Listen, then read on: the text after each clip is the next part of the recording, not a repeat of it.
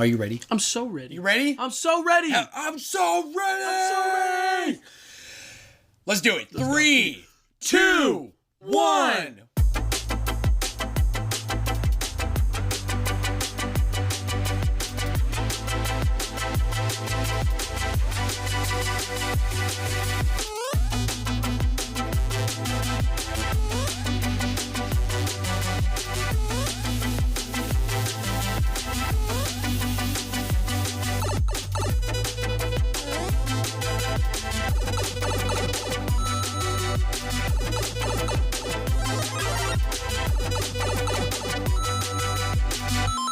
What is good, my friends? Welcome back to the Flash Brothers podcast. Welcome in. Welcome in. Yes. We got a special episode today. I Joshy. hope so. Yes, I'm so excited. It's going to be I would say short and sweet. Short and sweet? Short and sweet. Oh yeah. Yeah. With purpose, and we'll dive into that.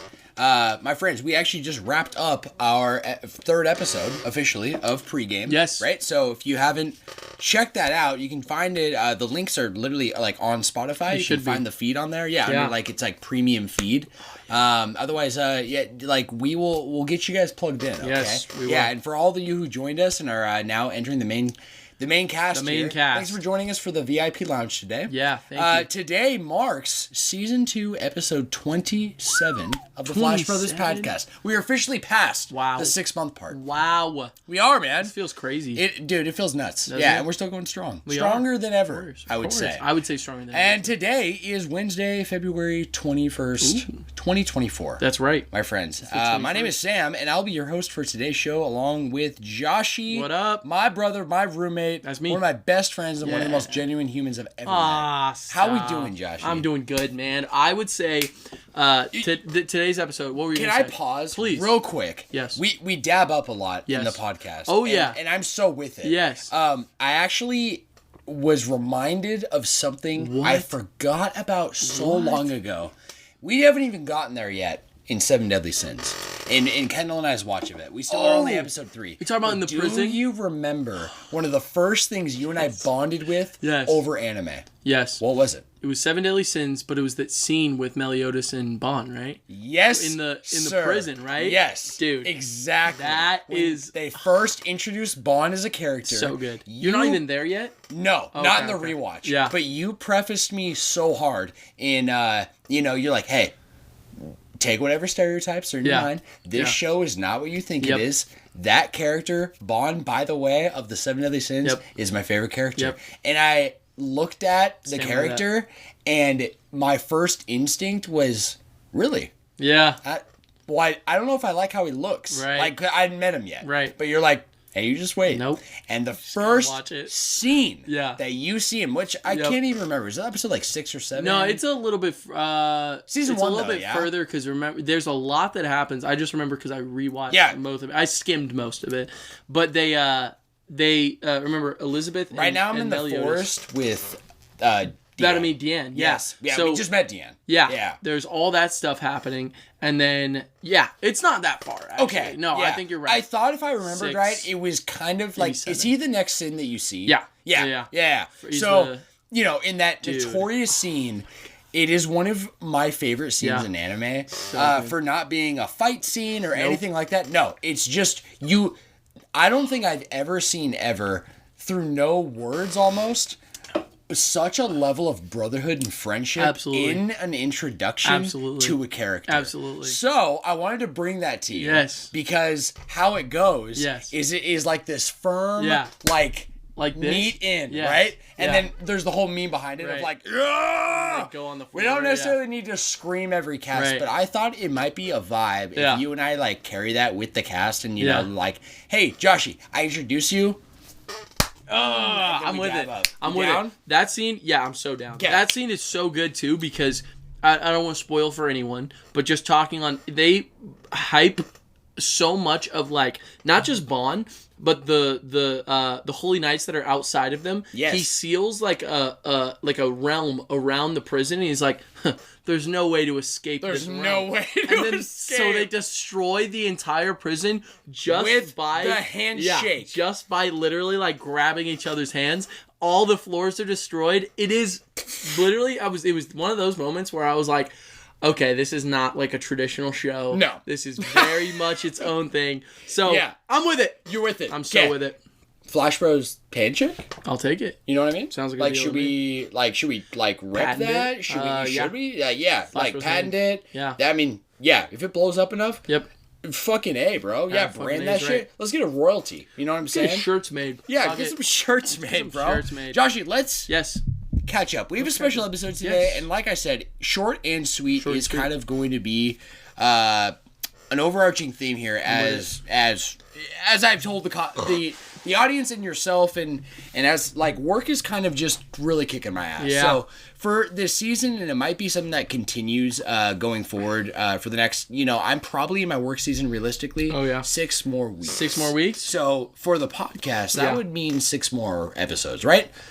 I'm thinking this might be more of the relative format, just for me to be able to breathe. Have to. Right? Yeah, and you know what? Some of your and I's like best conversations, I would say, really just stem from one subject. Absolutely. Right? Where we just stick on that and we just dive all the way in. I'm so with it. Yeah. I also wanted to say, obviously, we'll plug everyone in, but we definitely went ham on this pregame. Yeah, we talked a lot, and if you guys are interested in checking it out, like Sam said, there should be a link on the Spotify, right? Yeah. Okay. Yeah, in the Spotify account. Okay. Otherwise, we will dive into our like plugged in. After we do catch up. Yeah. That'll give you all the info you need. But check out our Patreon, guys, and like we run actually linked everywhere within our platform. So if you find us on YouTube, you find us on Spotify. Yep. Maybe this is your first episode, right? You've never heard of us before. Hopefully. Which welcome, and check it out in the description of every episode. Like I said, YouTube, Spotify, everywhere. You will see a link that goes right to our website. That is how you can get plugged in. Also, we'll have a link to the pregame episode. Yes. So check that out. Please. Let's dive in. Let's catch up, Joshy. So what is good? You said earlier in the pregame, because how we kind of segment, we're a little more personal in the pregame. A little bit, Let's get into gaming now. Yeah. So what have you been playing? You doing Power World? So still? Power World I'm running. I talked about it a little bit. I'll mention it again. Yeah. I'm watching The Bear, which I am just in love with. I just love this show so much. Like I said in pregame as well, I watched an episode that was, in my opinion, I think probably one of the best episodes I've ever seen in television. So just like... Which, by the way, I mentioned it when you said that, but that is not something Joshy said. No. Joshy does not... Yeah. Joshy is way... I would say, in perspective for myself and the duality we have on the cast, I'm very... lenient. I'm very tolerant, and like I kind of like take everything. Like if I want to take a positive light, I will. Right. Joshy is very deep on a level I am, but I would say Joshy is a lot more critical. Yes, I was gonna say especially mostly in television. Yes. Not really in other aspects of my life, but more if you have a story. Let's actually. I would say yes.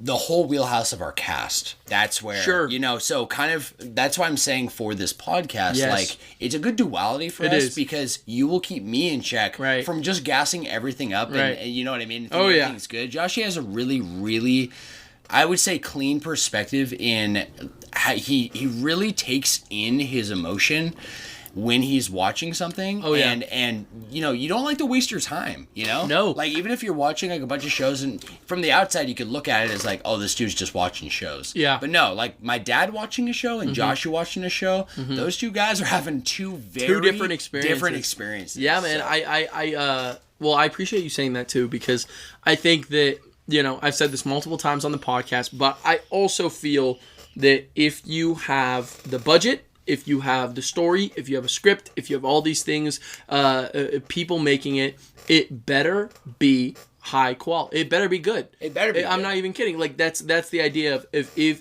as a storyteller or a show writer, you have a massive amount of power in your hands, and with that power comes great power.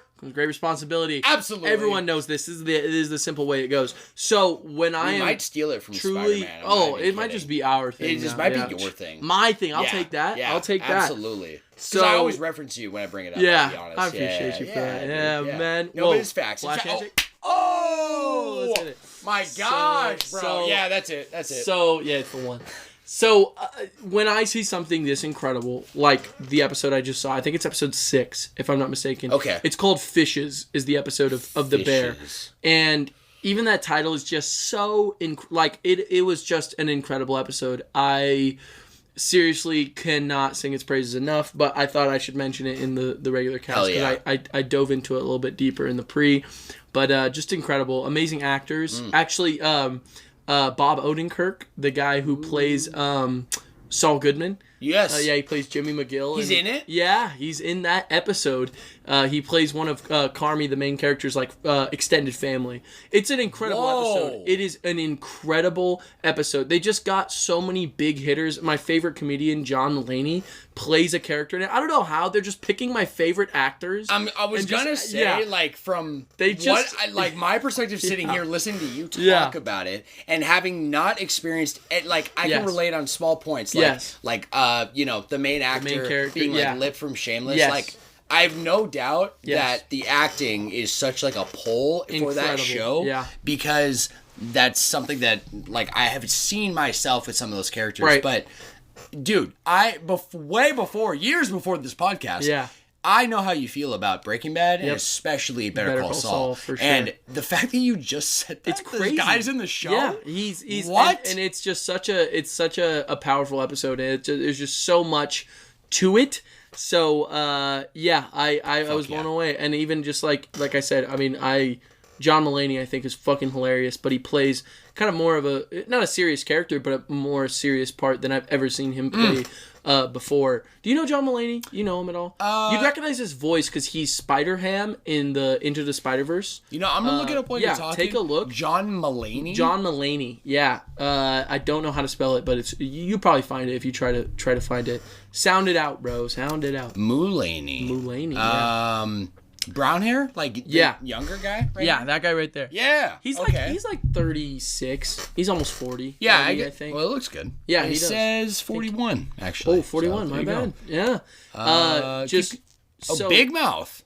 Oh yeah. He's in Big Mouth, and then he does a bunch of other stuff, but it's mostly comedic, right? Even Spider-Ham and Spider-Verse isn't exactly you're right. a serious character. So it was really amazing getting to see him, but. All that aside, just an amazing episode and some of the best I've ever seen in television. And that's so amazing. Yeah, the episode that came right after was incredible as well. This show has blown me away, so that's really good. Oh yeah, that's what I wanted to say. On other gaming terms, on other news, Excuse me. Ooh. Dude, do you mind if I crack another, by the way? Dude, are you already done with your first? Let's go. Is that okay? No, these are for us. Because they go... Okay, are you sure? These are for us. Okay, cool. Yeah, that's why I had to pick them up. We're good. Because, dude, these tweets go down like water, bro. Water, They literally do. Oh, my gosh. No, it's definitely the Flash Bros podcast official drink. It's just so refreshing, too. I also love tea. So I like having something sweet. It's not insanely sweet, but it's it's actually, good. I'll be honest...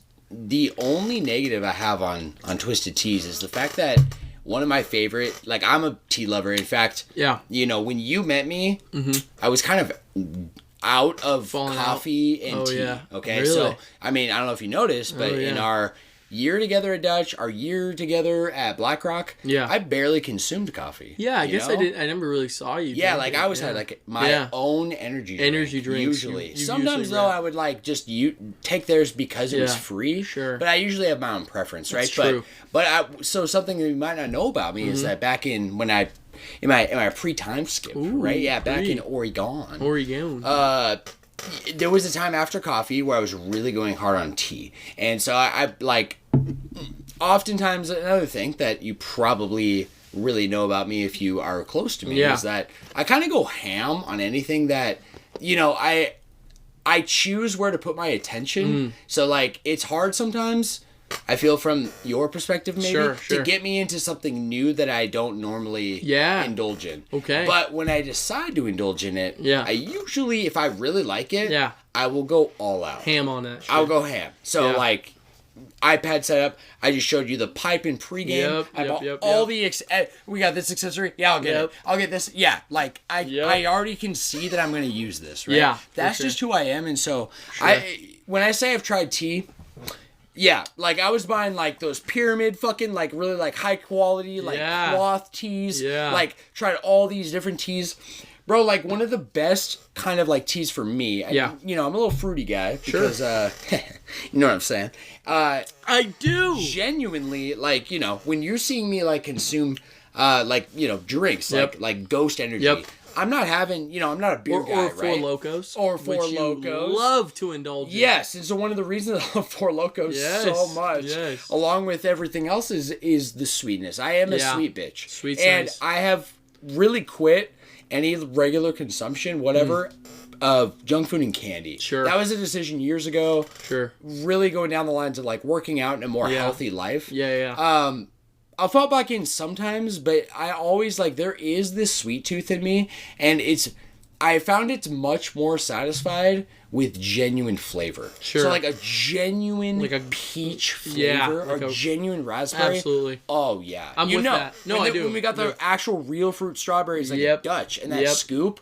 Oh man, that's my flavor. I'm not using syrup now. Absolutely. Fucking put in 3 scoops, right? Fuck it's that, genuine fruit. Easy. So Twisted Tea. Yeah. My only negative is that, in my mind, peach tea should be my favorite in the whole package. But it's not. It's not, and the flavor, it's very artificial. You're tasting. not wrong. Yeah. You know what I mean? No, I am 100% with you. Yeah. I'd say if they could make it taste a little more like an actual peach, because it doesn't taste like a peach. No. It tastes like peach. It tastes like the word peach. Like a peach. You know what I mean? Jolly Rancher. Yeah, right? yeah, something like that. Oh, a peach. I don't know. I even think like everyone's favorite. The peach fuels tasted better, to be honest. No, I'm with you. I'm with you. But I 100% hear you. However, that's my only negative. Yeah. Because I agree with everything. And the refreshing especially a cold one. feeling. Yes. Oh my yes, God. dude. Like, come on. I will Come if I had a choice between the peach and something else, I'd probably take the peach because it's still a twisted tea. Yep. And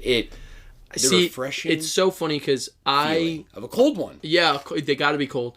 I feel like I was kind of put on them. We did I knew of them, and I was like, oh, okay, like a tea, an alcoholic tea, but I expected it to be more heavy on the alcohol. Completely you know agree. what I mean? Yes. So years back, we did a trip to the Salt River. So we did a little group with the Pomo fellas.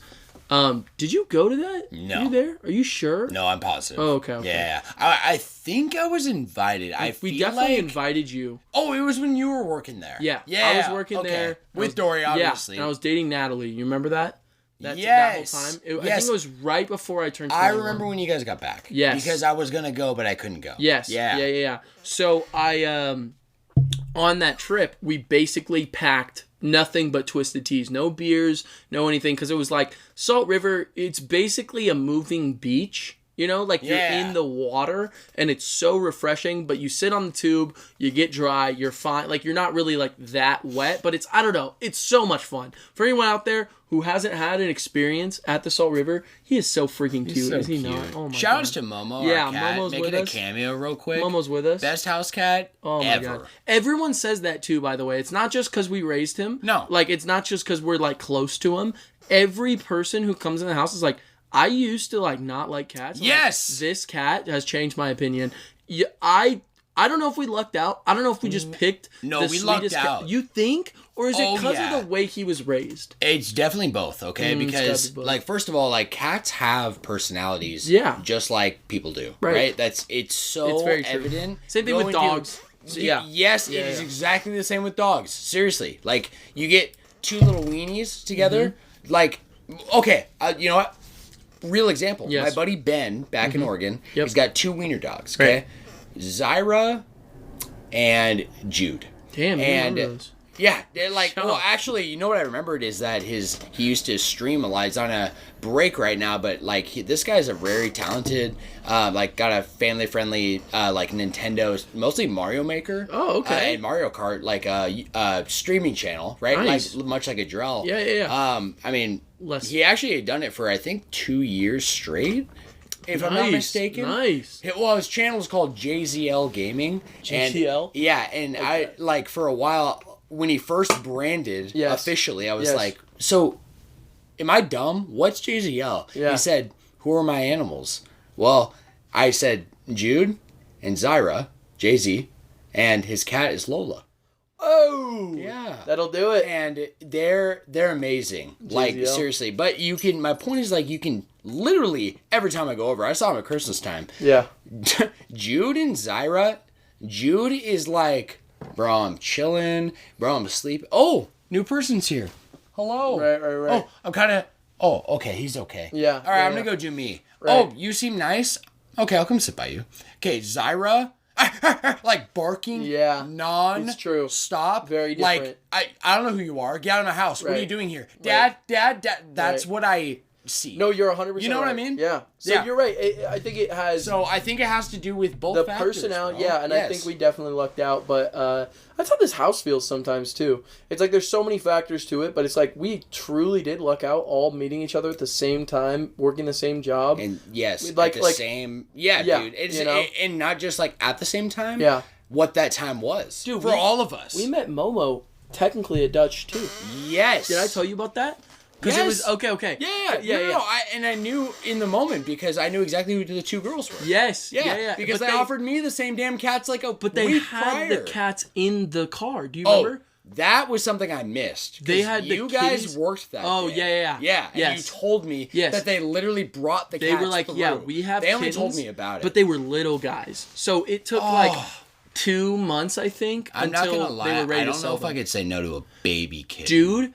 That's what. Okay, so the craziest thing was we had the plans to move in, and Dorian was adamant because I don't think you and I are cat people, or at least we're like we like cats. Before you have Momo, a good especially. analysis because I'd only lived with one prior, and I before that didn't like cats. Yes, not a cat person. Right. Okay, now I understand. Right. And you know what? I would have, like, if I was in the place in life where I felt like I could take care of an animal, because that's why I don't have one, because I want to treat it like my son. Yep. Right? You need to. Yep. And, like, for both cats and dogs in different ways.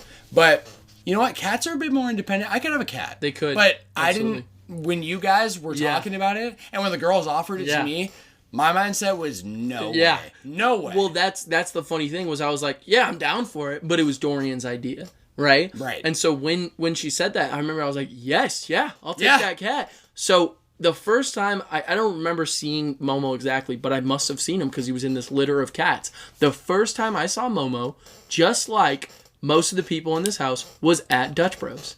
So isn't that crazy? That's how the whole house came together. That's basically. crazy. Yeah. So because then, like, for those out there, maybe it's your first episode, and maybe you don't know who we are. I mean, that was exactly how Josh and I met. That's how we literally met. Just popped up. Most people in our friend group beyond like me, Trepto, and Dorian. Because we all knew each other in high school. Wow. You know what I mean? Yeah. So. Great place to meet good Blessing. people. Oh, dude. Yes, sir. Absolutely. So I back to Momo. Yeah. Well, what was I saying before that? You were saying you were kind of saying how you adopted him, but we were talking about honestly like catching up and and shit. What was it? The bear. The bear. What were we saying? We should go back to games. Yeah. I think I was gonna say something about Power World, but beautiful Momo. I love this by the way because this is Josh. I mean, for those that have only ever heard Josh and I on cast, it's the most structured conversation between Josh and I. Yeah. Because if you take our notes away, Josh and I can sit and talk for hours. We did before we even did. You're absolutely right. We sat for like 2 hours and just talked. You're absolutely right. And it wasn't for any kind of content. That was today. Yeah, and we sat in the same spot and talked. And it felt like no time, and we looked at it and we were like... We said, oh shit, we should start 3 or 4. Recording. Yeah, it's late. So, No, you're absolutely right. So, Momo's a blessing. I, just a little catch up on games. Yeah. I have mostly been playing Power World, but I will say that I have reached this, like, point with Power World where I got to this place... This game is so fucking next level for me. Oh my god. I love it so much. Yes, dude. I was up until 3. Like, I had this goal, excuse me, to craft this semi-automatic rifle. Goal, right? There is so much you need to do. Like, I'm 1 level away from getting it to be able to unlock it so that you have the knowledge. However, there are things called schematics in the game, which are literal items you can get from enemy drops. Oh. Which you can learn things earlier than the level. Crafting, yeah. Got it. So it doesn't show up as the ability to craft until you've unlocked that level and unlocked it with your technology points, or if you have a schematic. I got a schematic. I went to a little bit of a higher level. I'm at like 35, and I went to like it was like 40, 45, right? Okay. Yeah. So it's a little bit higher level. Sure. The enemies are pretty tough, but I got a schematic for a rifle, which is I literally was so excited because I right now, as legendarily, I've been rocking a pistol for like the past like 7 levels, right? Because I unlocked that shitty pistol, and then I got a better one. So yes. If I'm not mistaken, please. This is your first time actually using the damn gun. Because I think the first one you got, you said, it's a gun, but it's a musket, was what the first one was. A musket, yeah. And a musket, for anyone who doesn't know, even just modern guns, it's one of those where you fill it full of gunpowder, and then you push the bullet deep in there, right? And all the trigger does is just activate the gunpowder, and then the bullet just flies out. That's how early primitive guns work. You literally packed it in, right? So you couldn't just fire, then keep firing and firing. Oh, literally, you would have to go through that fucking animation? Yes. Every time. It took like 8 seconds. And if you're in a boss battle, and it's like almost like think of like wow, like kind of like Dark Souls, more like Arceus, the way you do dodging around attacks, and like you have your current Pokemon fighting them, but you be dodging, and feels like a third-person shooter, but not really. Yeah, but it's adding an action element. Yes, and you have to shoot them while your pal is fighting them, and it just was dog shit. And especially if you roll, it cancels the animation, and so that musket was dog shit. I then got a primitive gun, which was okay, but it carried like 3 bullets. Still took a minute to reload. Right now I'm rocking a pistol. Okay. And I've been able to unlock a bunch of other stuff. I grinded, dude. I'm not kidding. I kept looking at the clock. It was like 1 a.m. I was like, okay, I'm so close, though. I'm literally so close. I just need to grab this, which I need to mine this, to be able to get this coal, to be able to mix with this. I need to make a bunch of charcoal to be able to make, like, this, I needed high-quality pal oil to be able to make polyamor. I need to make, and there's so much to it. I literally was like, every second I was like, oh, I can do this. I can do this. Yeah. Keep going. I didn't stop until 3 a.m. just, like, staying up. And I don't stay up late. You know what I mean? Right. You've seen the way I stay up. No, it's like, actually, I decided not to cut you off, but like, seriously, if you know Joshy, like, we have cycles of life, you know, where we're at, but you, right now, and very consistently, probably for like 2 years, you don't stay up late, ever. Not really. Yeah, no, I mean, I definitely stay up way later than you absolutely. Well, because when average. I saw you... And same with Adrell. Yes. When I saw you last night, it was like 2 a.m., but that was because I was watching the bear and I couldn't stop. Yeah. You know what I mean? Right. And that was another situation where it put me in. And I had that thought. I'm like, what the hell is he doing up? Yeah. So late. So, I grinded. I'm not kidding. It got to a point where I was building this material, and obviously it has like a loading thing while you're building. It's crafting, right? So it takes like a second. I literally like closed my eyes and put my head back because I was so tired, but I could not go to bed without having at least the rifle, right? Fuck yeah. So I made that. I also had a schematic for a shotgun. I was able to get that the next day. So right now I have 3 great weapons, a pistol, shotgun, and an SMG. Okay. Amazing. Okay. It's so cool. I'm not even in a place where I can unlock. I don't have the ability to craft more semi-automatic rifle bullets. So I just have the finite amount of stuff that I've gotten from enemies through the entire game. Wow. I have like 250 right now, but I only bust it out if I really need it. So I'm like, just the way the game is putting me in this headspace, like oh my god, I'm loving it. I'm loving exploration. That's so dope. I'm loving every aspect of crafting, using every material to its best. The way that it makes an item feel so important. Refined ingots used to feel like gold to me, and now they're like copper. You know what I mean? I love that level of progression. That's the kind of shit I love in a game, where it's like, and not in the sense of like refined ingots aren't useless, but it's just not it's not top. It's not gold. Copper isn't rare. Sure. I mean, copper isn't... it's bringing me to, like, Xenoblade. You know how you have, like, the gems? Yes. Right? And the gems,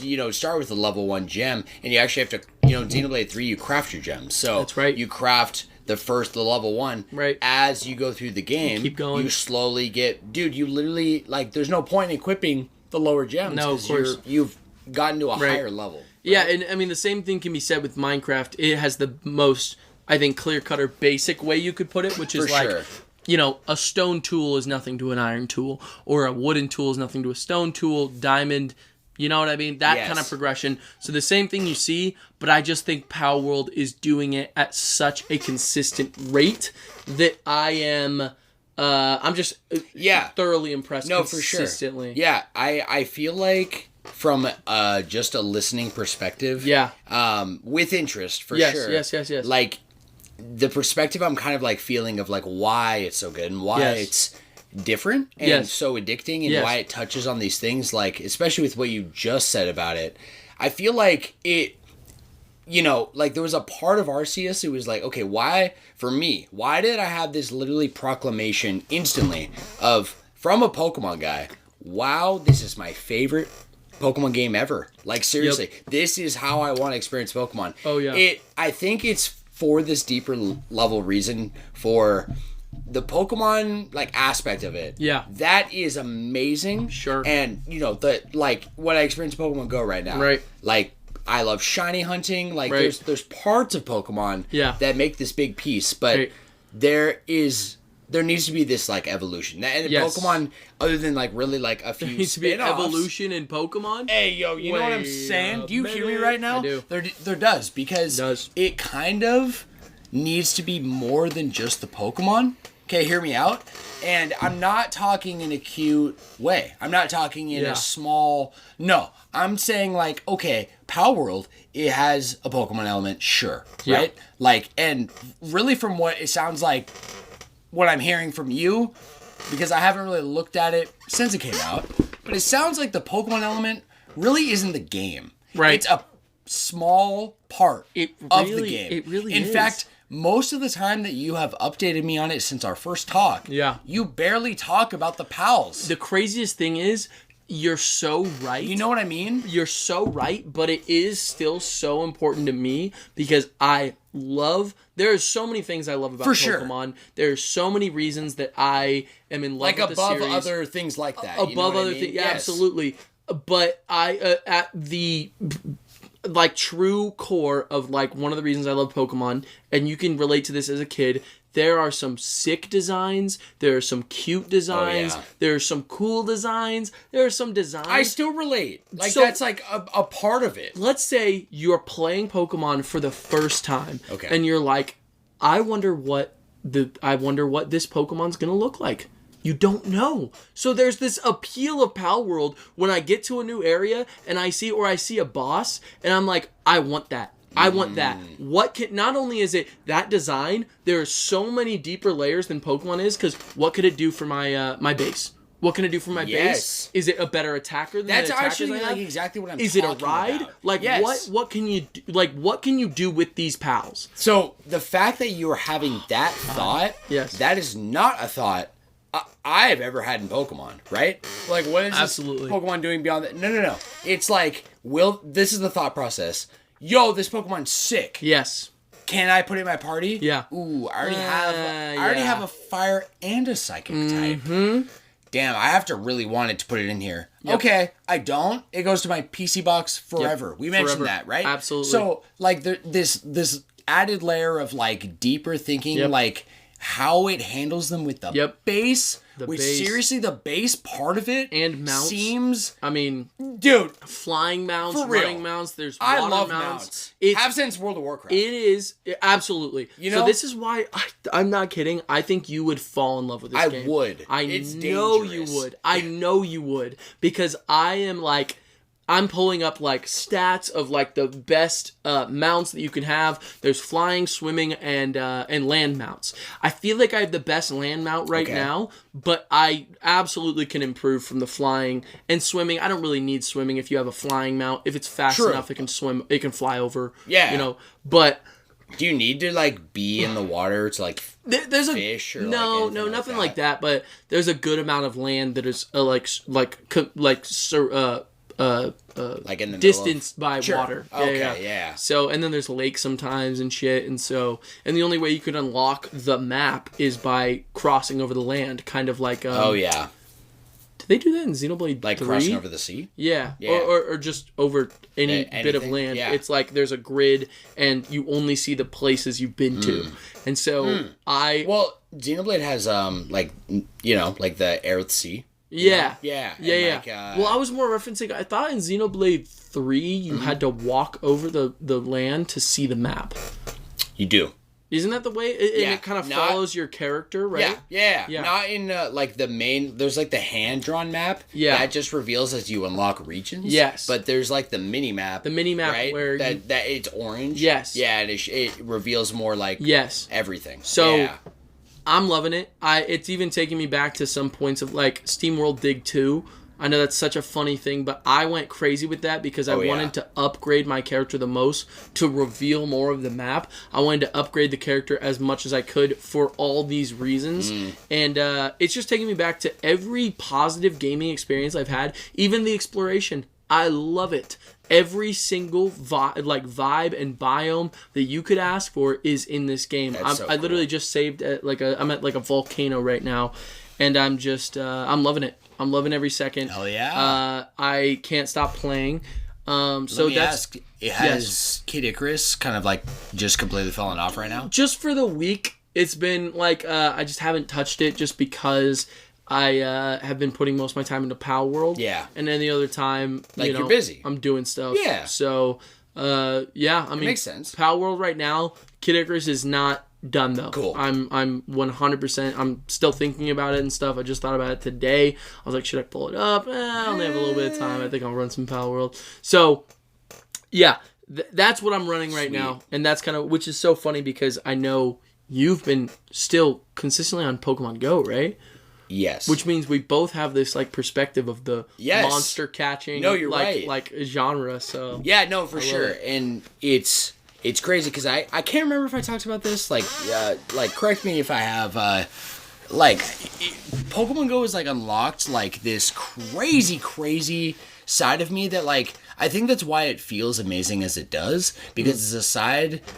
There's multiple levels. There's the first level of like, oh, it's a phone game. Right. Not into phone games. Yep. I'm a Nintendo gamer. And then I'm a PlayStation gamer. And then an Xbox. And I love you know what I mean? And I like to I feel like there's a certain magic that is lost for me personally with being that kind of gamer and then stemming to maybe even a PC gamer. Sure. Right? Or like gaming in other ways that are like not on like the traditional kind of console standpoint. Sure. So a closed-minded point of view for sure, but, need to remind you and everyone else, like, phone gaming did not start off the way it is right now. Absolutely. It's evolved a lot. Absolutely. Mostly due to its huge success in Japan, to be honest with you, because they're all on-the-go gamers. That's, like, how the PSP got its sales numbers and got so popular. Like, everyone does public transportation. Absolutely. So, yeah, I'll catch you up. Like Pokemon Go is, like, it just increasingly gets better somehow. That's so fire, in a though. Weird, that's all you can ask for. Yeah, it's like a weird duality, right? Because it's not really Pokemon doing it. I'm sure they're influencing to a small degree, but it sounds like this is a Niantic thing. It is, right? I've done a little bit of research into what kind of even just like IPs and kind of the way that works.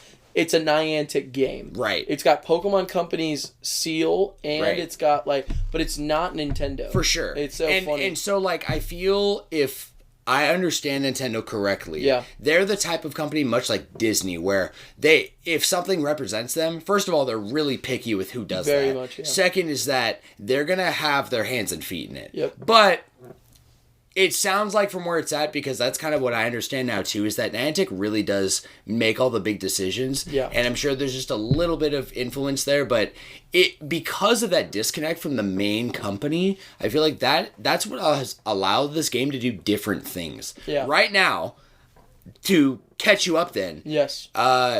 an event is happening, and the big part of it starts Friday, I'm pretty sure. Okay. It's the Go Tour Sinnoh. Ooh. Yes, sir. So, Sinnoh, yeah, I kind of like told you this event is coming a month ago. So if you don't remember, I'll recap you. But like this is like kind of like it's not just like old Sinnoh. It's also like Arceus, right? Oh, nice. So and a part of Arceus. So now like debuting in the game for the event, it's the whole kind of end game of Arceus. So it's Origin Palkia, Origin Dialga. Yes, there's space-time anomalies, right? Yep. How they're doing it, I guess, like because it's like based on real world like events. Yep. Which that is a second layer, like. I thought that would be an unfun part, but as Animal Crossing taught me, as you showed me, that can actually be a really powerful thing, really right? Fun, yeah, and so like, it does, it changes gaming in a little way where like, sure. especially fitting to my current schedule. Right. It literally fits my schedule for a game I actually enjoy perfectly so well. Yeah. It is for people like me. Right. Okay? Right. And I'm really happy if anything, you get to experience it vicariously through me, even if you don't fully invest. And to be honest, you probably won't, because I know the type of gamer you are. Right. I wanted to say something really funny, because I was just talking with my manager, Zach, who, such a cool guy, love him. Oh, yeah. And I have beers after work, such a real one. He is probably as like invested in Pokemon Go as you are. Really? And has the Pokewalker or the Pokemon Go Plus Plus. No way. Yeah. And he was just showing me yesterday. I was like, "Oh, you have the Pokewalker." Or whatever you call it. Pokemon Go Plus Plus, Pokewalker. I was like, you got the Pokewalker. He's like, yeah, man, yeah. He's like, it's kind of it's really great because you can get like shinies, all this stuff. He's like, but I gotta wrap it in this towel because it keeps vibrating. And I was like, that's crazy, because and what I said to start off, I'm like, yeah, I'm not into it, but my roommate is so into it. Yes, like sir. He's got the Pokewalker, he's got everything, and he was like when we were talking about the vibration, yes. I explained, I was like, yeah, he opened it up and like clipped the vibration so it doesn't vibrate anymore. He's like, holy shit, I gotta do that. Yes. So I might even bring him over sometime and have you show him how you did it.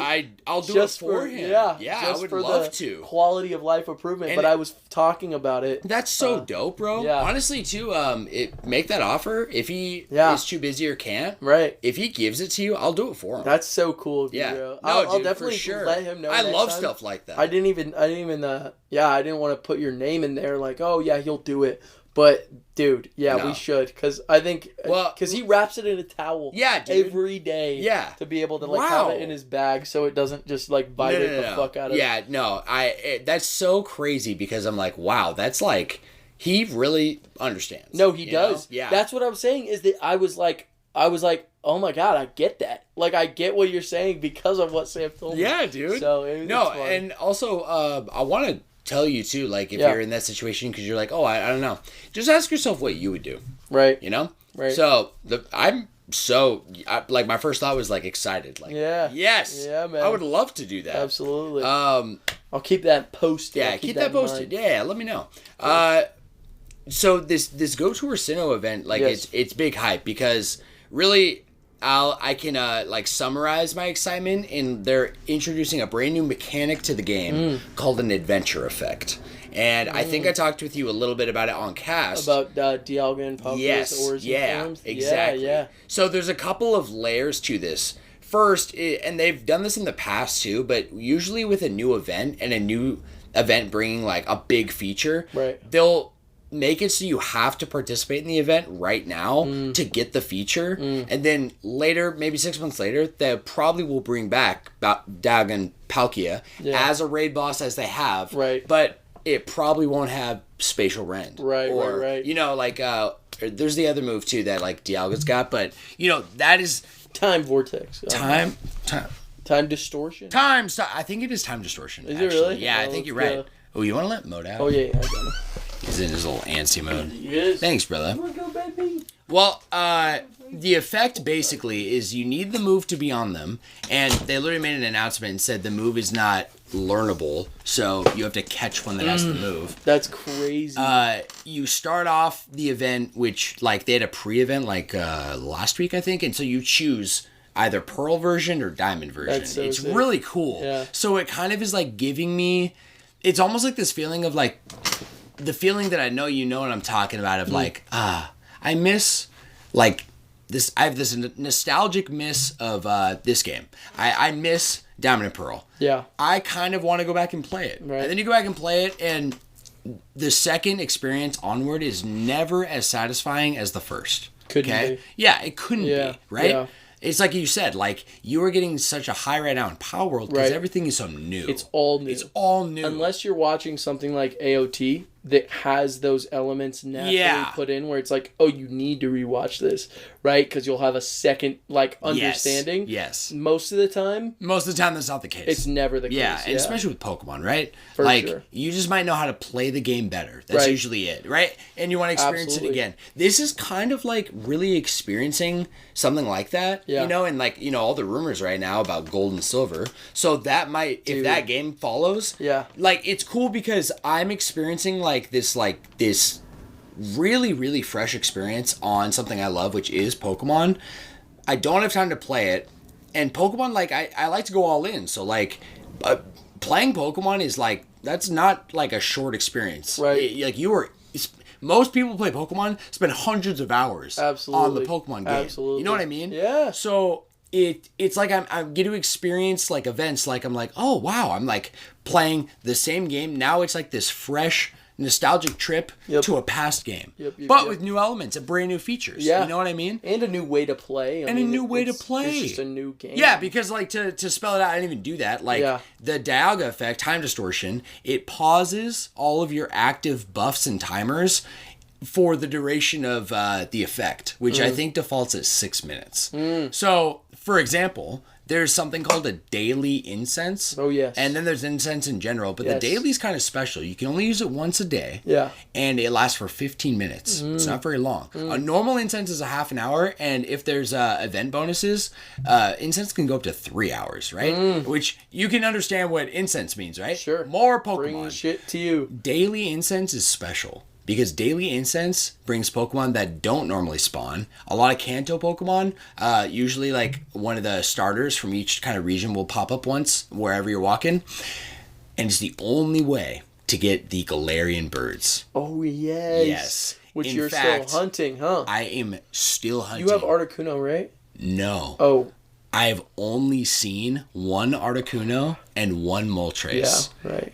Like, that is it. In over 6 months of playing the game, running daily incense most days. Every time I go on a walk, I run it when I do that, right?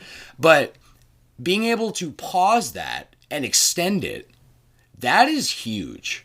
So then there's the other effects, right? It's like, I thought I was going to go with that. I've ultimately decided, though, I'm going to go with this next effect, which is Spatial Rend. Yes. And Spatial Rend, because, there's Dialga, like, is he a god? Is it like the god of time? Yeah, he's the... it's like Arceus created 3 beings to create the world of Pokemon, which is matter, antimatter, and time. Okay. Right? Yeah. So it's Dialga, Palkia, and Giratina, who are essentially gods. What's Giratina again? It's the underworld, but also antimatter. Antimatter. Yeah. So basically, like any...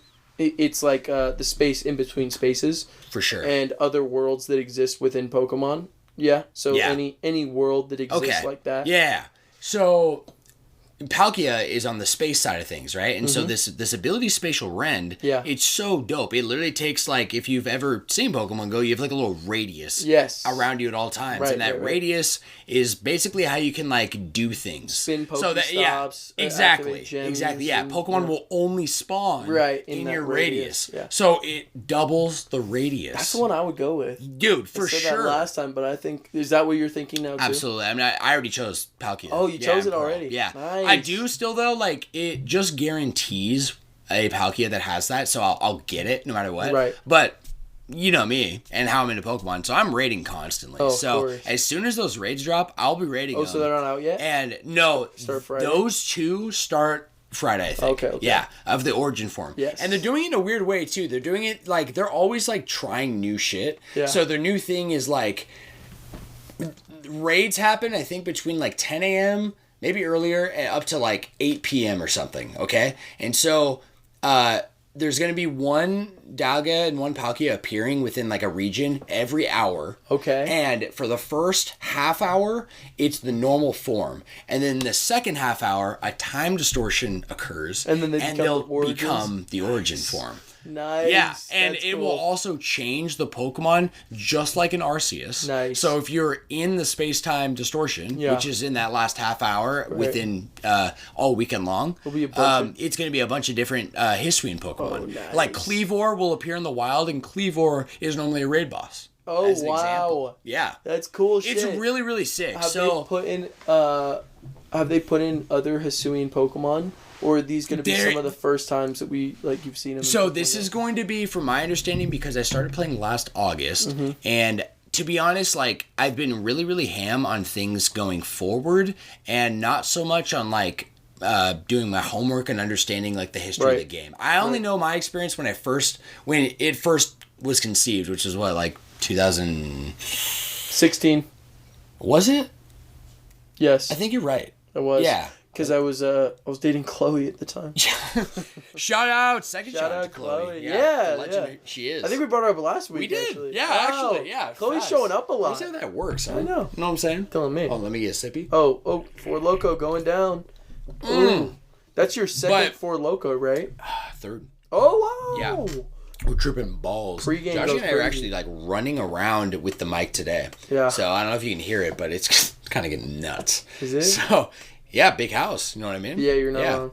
Our roommates are like constantly trying to play tag and shit. That is true. Like, gotta run from them. Rocky quiz, you know. But know. anyways, so it's so sick because like this event is happening and it just really instigates, like, it's like not this feeling of like, man, I want to sit down and like play a game. No, it's like, hey, I get to play a little Pokemon every time I'm going to like go to the bathroom. Right. Hey, I'm going to play a little Pokemon in between something. Right. Because now is like the tiny free time I have. Right.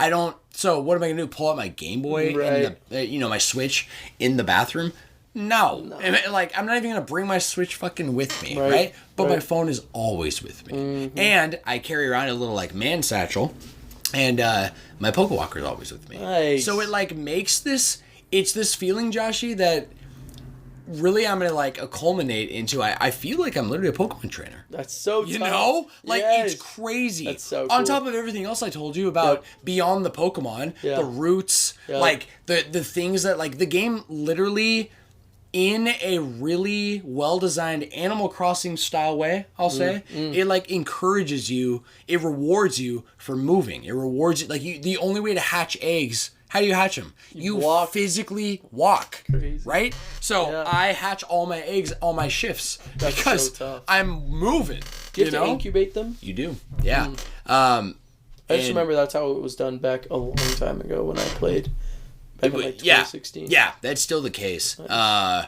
It's kind of a pay to incubate system, which is unfortunate. They don't give out a lot of incubators. You do get one incubator like that has infinite use, so you can at least always have one going. Nice. But one cooking up, you know what I'm saying? Gotta cook it. But they have this new kind of like it's really controversial, but it's disguised. It's not. It doesn't advertise it like this. But you can buy it, and a new one appears every month, so it almost is like a subscription. But it's $10 and a bonus. It has a lot of benefits, and so obviously I have it. So one of the benefits is your first Pokestop spin of a day gets you an incubator. Oh, okay. So that's actually so worth it there, because an incubator dollar-wise is like $1.50. Really? To buy one. Wow.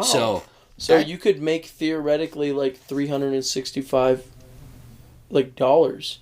Yeah. Of incubators, right? By spending $10 a month, so it'd be $120. Oh, so $10 that'd a month, be yeah. That'd be like it'd still be amazing value. Yeah. You know what I mean? Yeah, absolutely. So, and on top of everything else, like, it's like it honestly is really worth it. And you spin a Pokestop every day, you'd say? You know, I would say on an average use case, yes, especially with the walks. Right. Like, you know, when I'm doing that route on Riverview, like, it's I give so much happen. I usually don't even play, right? If I do, I'm trying to actually just look at my screen to see if a Galarian bird's popping. You know? Yeah. But honestly, like, sometimes I don't care enough. And I'm just kind of like, I'm enjoying that I'm like actively like fulfilling my walk and like what I'm doing while fulfilling Pokemon, while just popping, I got a shiny, you know what I mean? Like, it's like, it's this crazy gaming experience that is bled into real life in a different way than us just like talking about it. And even in a different way than even like something like Animal Crossing would be able to achieve, because it's a daily physical thing. It is. So yeah, I think that is the coolest idea. Dude, I think only you really understand like how I feel, even though you don't experience it. You know what I mean? Like truly, and I'm gonna be honest. I think I only am talking about this because it's Pokemon. Yeah. Seriously. Yeah, I'm with that. Well, because didn't they just try to do the same thing with Minecraft World? Did they? And I don't think anyone. I don't know that I even heard of that. Yeah, that's the point. Is that you probably didn't. Well, then I don't know if I mean maybe you heard of this, but Niantic's next project they did after Pokemon, I don't even know if it came out because I stopped hearing about it. But it was Harry Potter. Oh, interesting. A whole Harry Potter, like it was advertised to literally like look like and play like Pokemon Go, but it would be like a whole Wizards thing, right? And so it'd be like Pokestops would be like the schools. Will you remind me? Yeah. Before we get to the next segment, I want to say something, but I don't want to cut you off. Oh yeah. About I want to talk about. Well, actually, this is perfect time because. We should wrap this up. You want to? Yeah. I just don't want to cut you off. No, this is perfect. Like I've said what I need to about Pokemon Go. It's still going strong. Yeah. Last thing actually is that my most recent shiny kind of event thing, right? Or like what I've been really I guess like gassed up about because like my biggest fulfillment in the game is definitely like raiding and shiny hunting. Yeah. You know, I've always wanted to be a shiny hunter, but the way, especially, it's way better now. But do you remember like it? 1 in 8,000 chance. Yeah. Like, shiny hunting's not fun. No, and also you can't see them pop up. Like at least in Scarlet and Violet, you see it in the overworld, and you can like run around, and the spawn rate is obviously insane. But if you have the shiny charm, it's a little bit better. Yeah, and you can see that that's a shiny. Yeah. Like literally the first shiny I found in Scarlet and Violet was just because I was running around before I even had the shiny charm. Mm-hmm. I just saw a red, what's that, Spidops? The Spidops? No, the one with the yarn. It evolves into Spidops, I think. Oh, I have no idea who you're talking about. You've seen the yarn one. The yarn spider from the new wave. You said it was released. It has, like, yarn on its back, but it's, like, a spider web. It's not in Pokemon Go. I have no idea who you're talking about. Well, anyway, the shiny was super funny because it looks like they have a white thing of yarn, which is, like, silk. But for the shiny, they turn it red. So they turn its whole body black, and then the yarn is red. So it popped out, and I was like, what the fuck is that?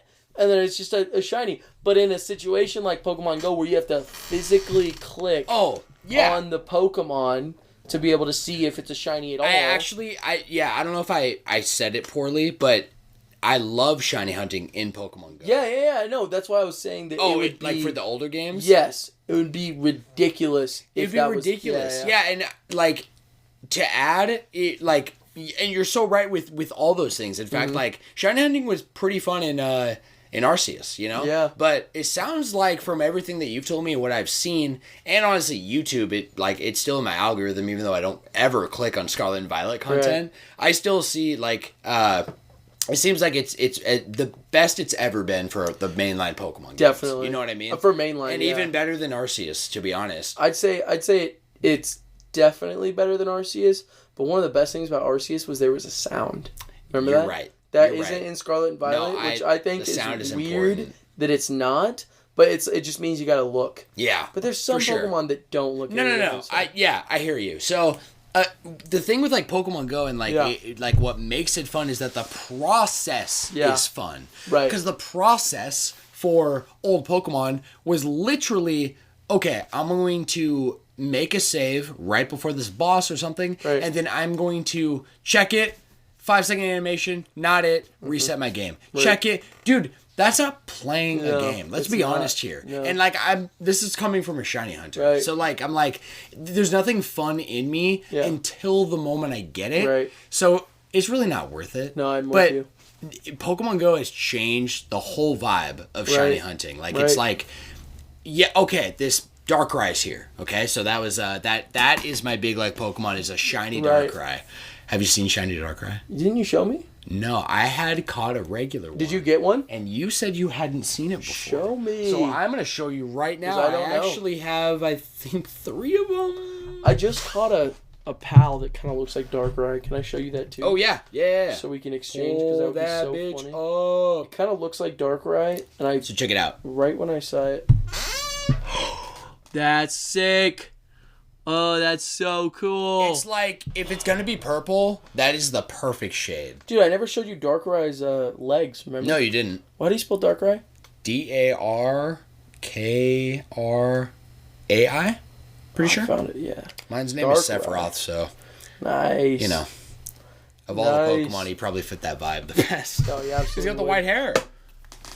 That's what he looks like with his legs. Stop, dude. Yeah, that's literally Jack Skellington. What the fuck? Why are they so long? They're so long. I don't know what this is from. What is it from? Oh, that's from the anime, too.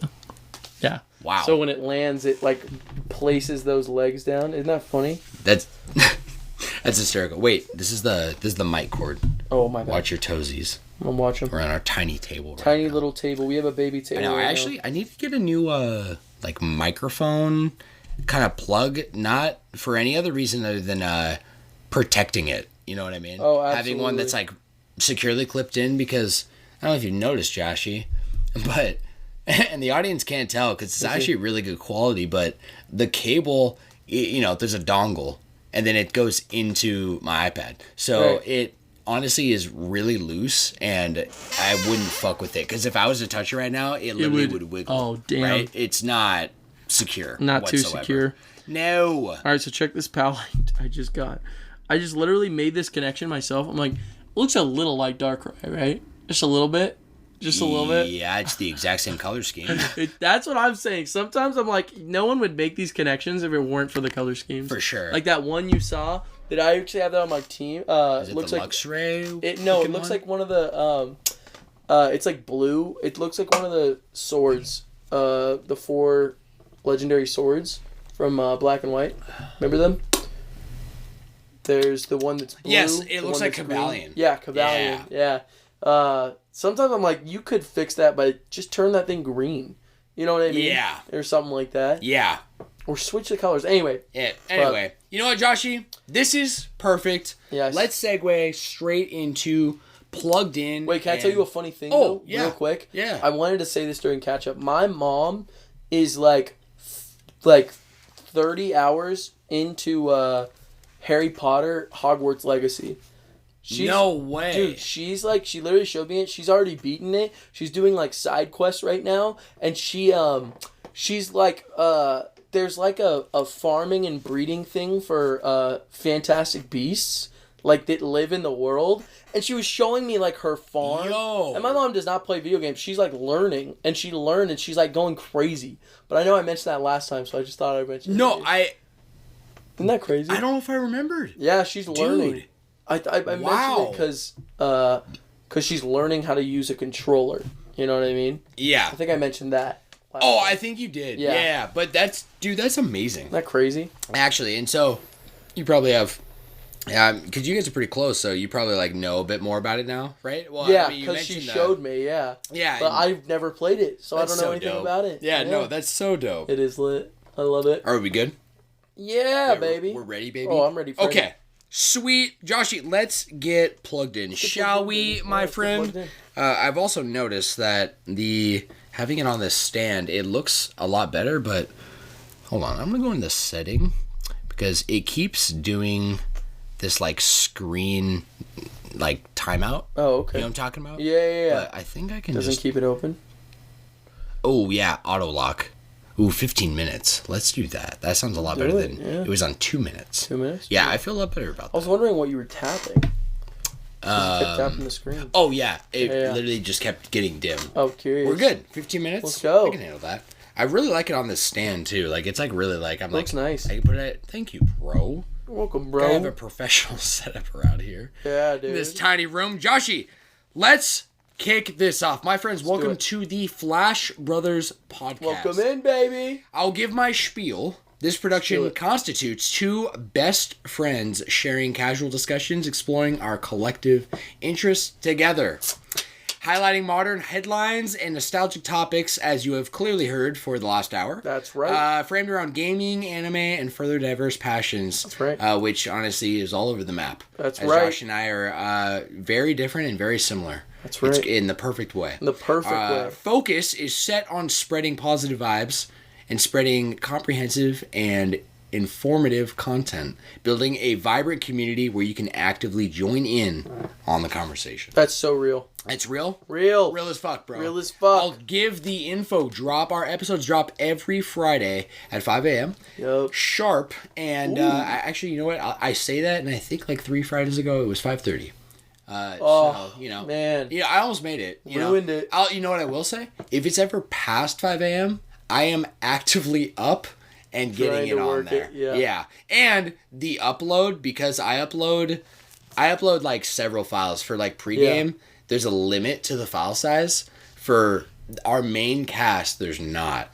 And most services don't, like, most services you gotta pay to not have a limit. Right. But so my file sizes for our audio, if it's like our like almost 6-hour episode, I'm pretty sure that was over 4 gigs.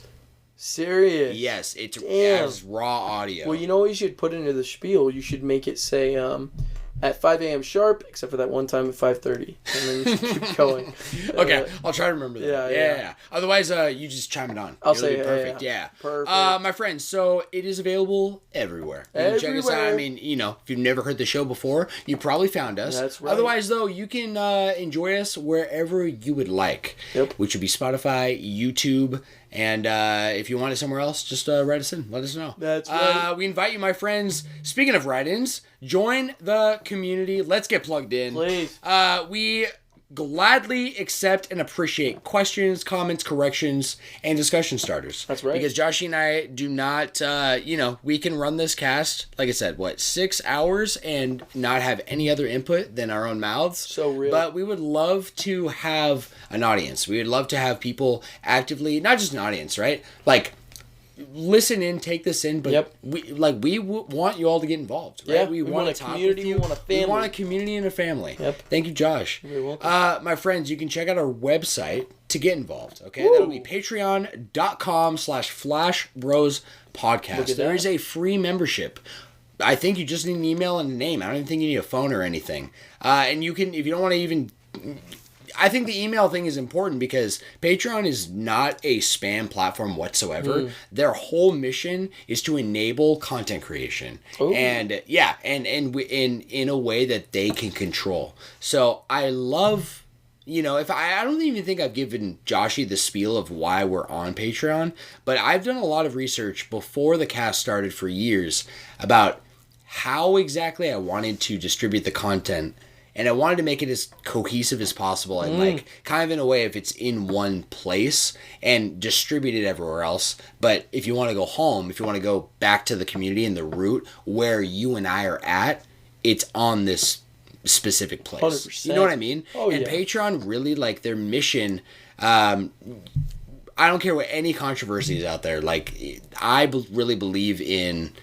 how they have set it up because it set me up. I have my whole envisionment for how we're going to run this and I can do it all through Patreon. So they're awesome, bro. They really are. We love Patreon. We love Patreon. They've enabled a podcast like this to happen and I probably couldn't do it to the degree that I see for the vision than what we have going right now. Well, thank you, Patreon. Thank you, Patreon. So, my friends, you can sign up through Patreon for a free membership, and you'll get email updates every time we have info to share or when an episode goes live. Yes. And it also has a link to our Discord, which, by the way, that link is in every episode. You can join our Discord for free whenever you'd like. Yep. Okay? Yeah, we want it to be all-inclusive and give as much free content out, honestly, as possible.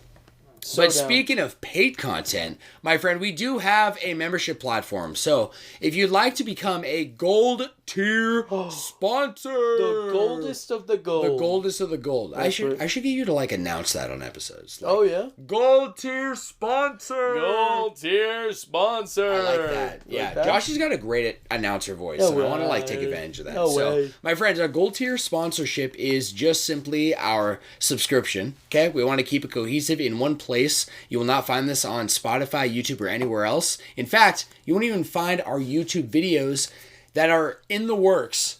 You won't find that anywhere other than right here on Patreon. That's right. Okay, baby. So perks include recognition during each episode, which we're going to dive into in a second here. Access to exclusive content and posts, which we have several now. And we have a mini-series that we are actively doing with every episode. Yes, we are. Which we mentioned earlier. That is Pregame. So if you'd like access to that and a more, I would say, intimate and in-depth look into Joshy and I as people and join a more real conversation, definitely check out Pregame. It's actually not really about gaming much at all. So, it is. Yeah, we keep that to this main cast here. You can also send submissions for the show directly through Patreon, including the Patreon app, which I think is probably the biggest benefit of that because you always have your phone on you. Discord access, and I mean exclusive Discord access. So you get exclusive access to a set of channels that have priority. So and Joshy and I, you know, Discord's not really like, it's super like, we don't have much of a community right now. Right. And I am busy as hell. But I do really envision that in normal life, Joshy and I are involved in that Discord every day. Right. Because we're both digital freaks. So call me a digital freak, baby. Yeah, call me a digital freak, baby. Give me the label. So you will get exclusive channel access to be able to talk to Joshy and I and to have like priority in everything that you say that will be considered for the show. Oh, yeah. And the last thing, and probably the biggest benefit, is you have a permanent membership lock-in price until you cancel. What that means is right now we have our membership price at $5 a month. Yes. And it will go up. $5 a month. Right? Thank you. Not thank you. $5. Yeah, and whatever your like equivalent is for your country. Yes, okay, it's $5 a month. That gets you access to all premium content. We have one show that's consistent right now that you get access to, but this means when we do, like I said, videos, you get access to that. We're not doing that on YouTube.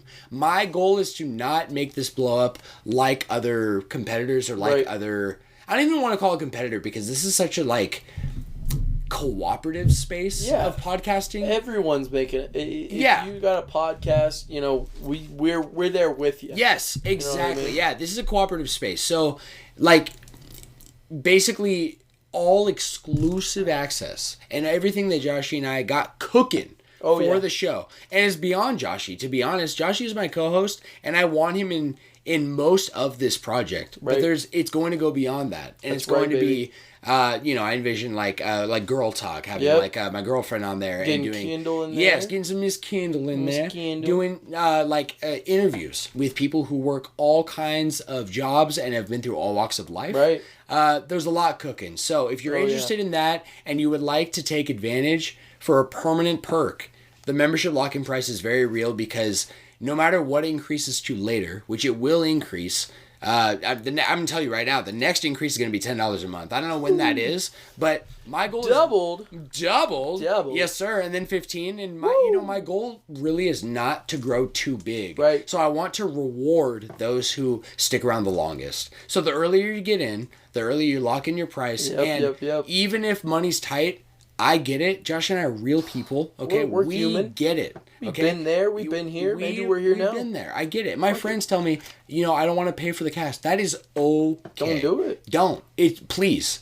But if you lock in your membership, you get access and it will not cancel for you. You will not lose this benefit unless you manually pull up your account and hit cancel.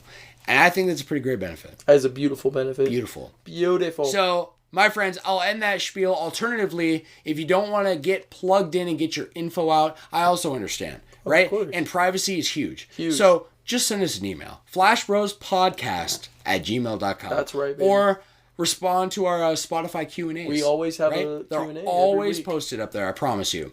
Your support means everything for Joshy and I personally, and it also means direct growth for the podcast and the community, and a fast track to, honestly, higher quality content. Yes, sir. We want you to know that. We appreciate every single one of you, especially our listeners. Even if you're just listening to the show, that support is appreciated. And honestly, I've never said this on cast, but I'm just going to add this in. Say it. I'm never going to ask for a like. I'm never going to ask for a Hell you know, guys, don't forget to hit. No. That's not my vibe. Because if you really want to be a part of the show, I know you will be. Yes, I want to put this info out as an invitation because I want to be all inclusive. But I'm not desperate for anything. I'm not desperate for a single like. No. We will build a genuine community by not putting out those kind of vibes. So Agree. I just wanted to say that, and with that being said, we appreciate and love every single one of you. Love you all. So you agree, much. Joshy? Oh, I'm so with it, Sammy. Perfect. You know I'm with Let's it. dive into our Patreon sponsors, my friends. So these are our current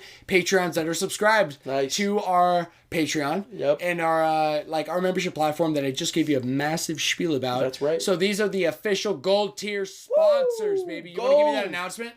Gold tier sponsors. Thank you, Joshy. Let's start with Annette. How we doing, Annette? Annette. Beautiful.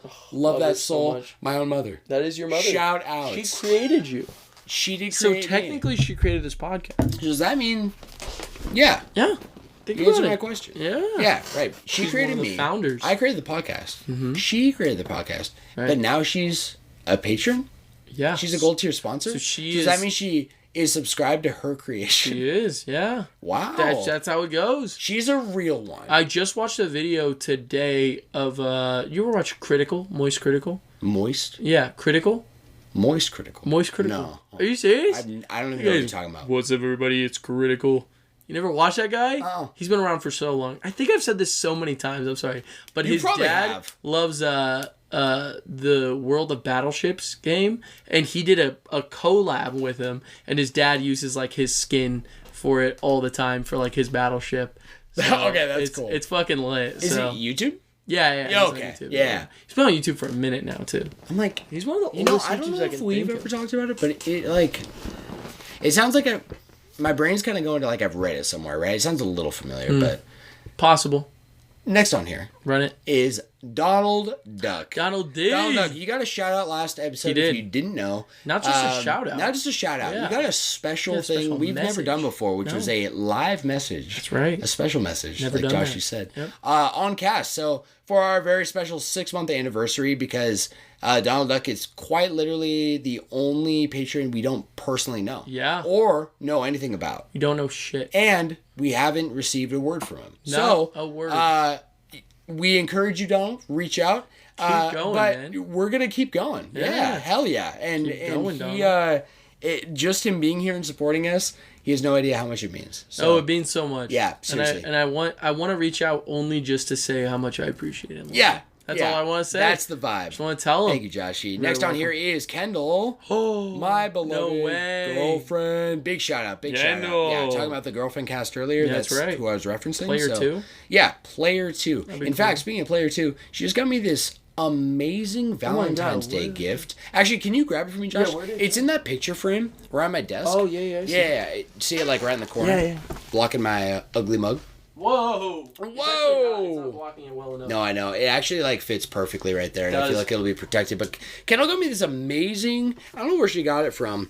It's a website called something. On the back of it says Poke Pet. Yeah, it's just a website Okay. called that. Because she showed I've me never it before heard of she it. got it. Never heard of it. Yeah. She said she showed Yeah. all the boys and they Yeah. approved, but Thought it was so Joshy cool. told me it is so much higher quality than he like thought it would be. I did not think it was going to come out Dude, that high quality. This is one of the best gifts. Drop it on the table. Show Oh yeah, guys. Have you ever heard like somebody drop like one of the Apple cards? The Apple cards, yeah. Ooh. That's it, baby. That's quality. So this is essentially a solid gold, or at least it's colored gold. No, It's that's solid gold, dude. It's solid She gold, went bro. all out It's a this solid Valentine's gold Day. Pokemon card. It is. Okay? And it has all these... So it looks, from the distance, it literally looks like a Pokemon card, right? You can't tell the difference from Actually, here. I'll be honest with you. So the name of it says My Valentine, right? Yes. But it was in like this like wrapping, and it was semi-translucent. So when she pulled it out, I see the top of the trees for the picture, and I see the V, and my brain's going to Pokemon, right? Like I'm literally like, is that a like some kind of custom Pokemon card? That was my first thought, right? Right. Which was kind of true. Kind of is. And I saw the V, and the word Valentine, it's kind of long. So you know how the brain works, right? I look at it, Vileplume. Why'd you give me a Vileplume Pokemon card?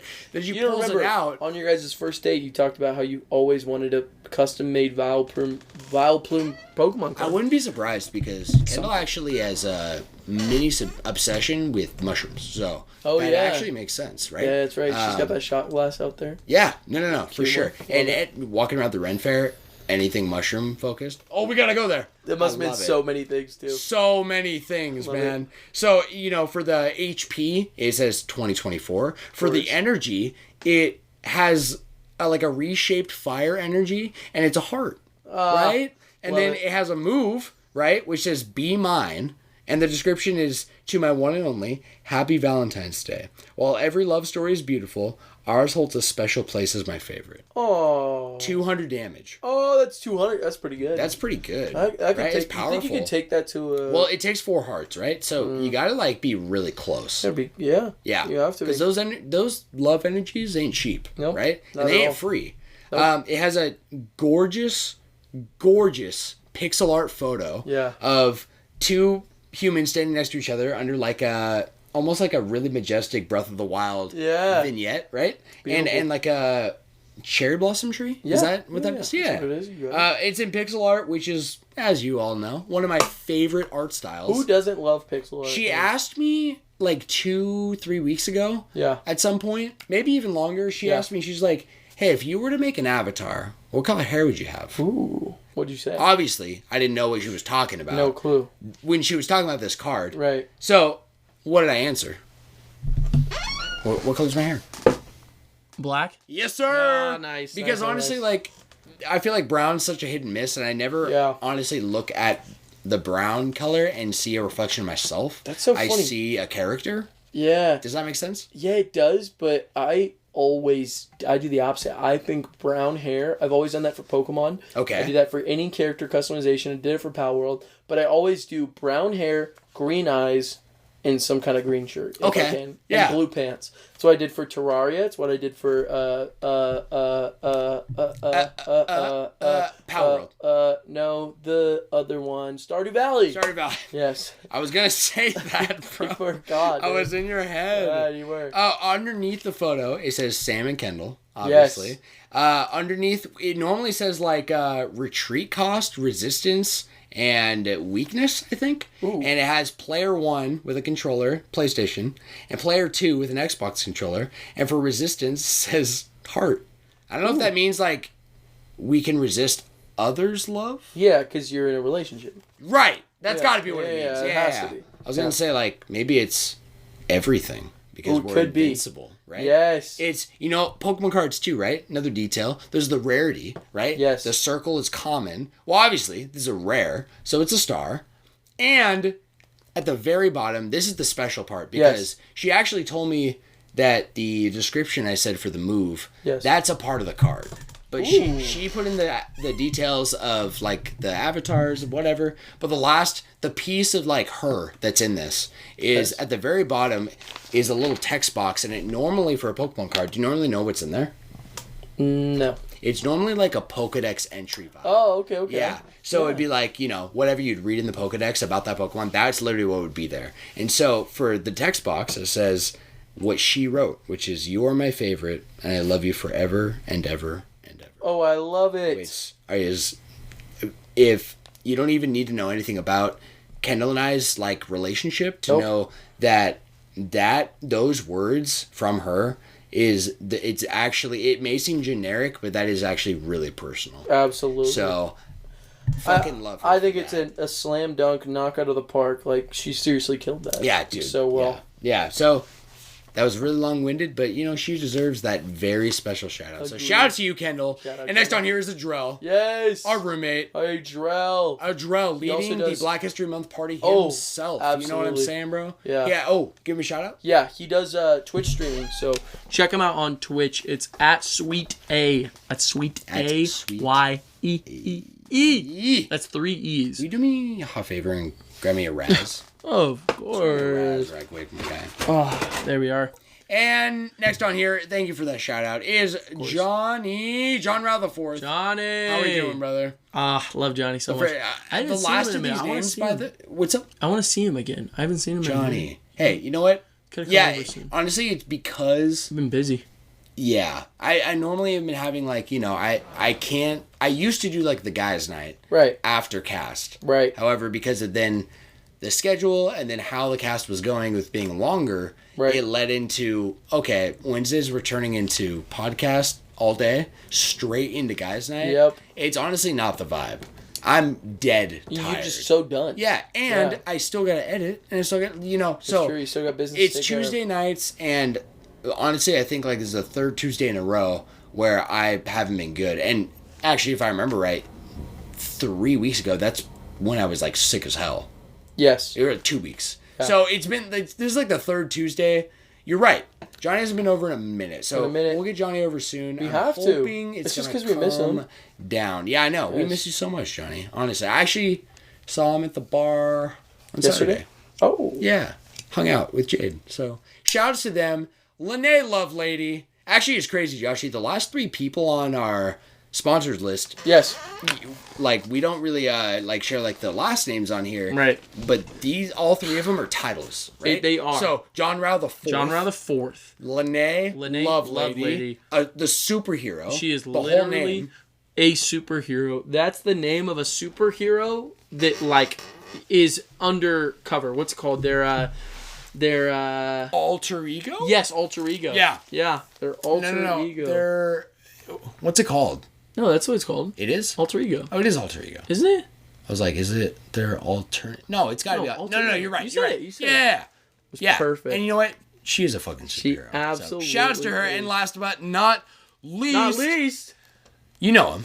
He's at the Sandoval 7. Oh, you're talking about Michael Sandoval. Yes, sir. 7. Yes, sir. Mikey. And a very special shout out to Brad, my guy, who I've actually known since I was 8 years old, as long as Reese. Yep. He makes our music, our audio exclusively for the podcast. God, it's so good. It's so good. It's so good. So check him out. A little shout out. Shadow Buddy is his music handle. Find him pretty much anywhere you find music. He's on Spotify and YouTube, SoundCloud. Right? Yeah, SoundCloud, YouTube, everywhere. Yeah. Find it Apple Music. His Instagram handle, Shadow Buddy Music. All one word. Joshy. Yes. Normally, we end Plugged In with, Joshy, you know how we do. Let's dive into our classics with our first section. Let's just do it because it's an official Flash Buzz episode. I'm so down. What is that section? Retro Recap! Yes, sir. Where we dive into the classics and get in a nostalgia trip going for the episode. However, we're not going to do that. Why not, Sam? Because... Joshy, this is going to be a little bit of a special episode, as everyone has probably seen by now, because it's going to be in the title, as I like to do. I like to be very kind of eye-catching. I think a lot about these titles. You know what I mean? I think a lot of... What's up? I can see it. You see it? Yeah. I think everyone can. Before we get into that, though, I do need to pee really bad. You know what? That's perfect. Let's pee. Okay. We'll dive into all the secrets. The Retro Reek. Ooh, that was so clean. That's 3 for 3. That's 3 for 3. Literally 3 in a row. Because that was like a that was a perfect cracking sound. Yeah, actually, let's go even further. Of all the pre-games we've done, which first one was 2 takes, last week was 1 take. This was this is the third. Okay, not 3 takes, but you know what I'm saying. Okay? No, I do. Off the top of my head, yes, we've only had 1 that wasn't, I would say, satisfactory. Absolutely. Also, Momo. Oh shit! Who was just being so cute. I don't even know. That was just instinct. He's playful right now. He's so playful. He's in his playful mood. All right, Joshy. This is how we're gonna roll. Get it. we are going to listen. Like this is basically the vibe, as I said in pregame a little bit, but I'm gonna actually full disclose now. Talk to me. I was up last night, as I usually am. And I will say, to reiterate from pregame, my brain fully unlocks its creativity. Unfortunately, at like 3:30 to 4:30 a.m. What can you do? Usually like pretty like exhausted and like being like just really in like a relaxed state of mind. It's the Daredevil ideology. Have you thought about this? No, where what's that? So Daredevil's obviously a mutant. Can I make a guess? Yes. Something along the lines of when you're on the edge of something, whether it's for like a deadline for school, you get the maximum amount of like potential. That's right when you need it. That's a good idea. Okay. I was gonna go a different round, but I'm with that. Okay. I was gonna say, Daredevil. His whole idea is that he's blind, right? But every single one of his other senses, including his strength and his physical body, because he lost that sense, not just because, are heightened to like 100. So his hearing is so good, he doesn't need sight because any sound would reverberate around walls and he'd be able to see him kind of like Toph. It's like that much better? Yes. He is a superhero who's blind and it doesn't change anything. If anything, it makes him more powerful. He's way more powerful. Yeah. Yeah. And so here's my idea. Your body is out. You're physically exhausted. Right. That means what's left? My mind. Your brain. You're right. Just an idea. And honestly, I think you're actually right, and you've added on to what I kind of realized last night, which was that I made a blanket statement I told Kendall that was, I am at my peak creativity when I have nobody who I need to like communicate with for any reason, like when that's just out of my mind, and when I don't need to do anything. Right.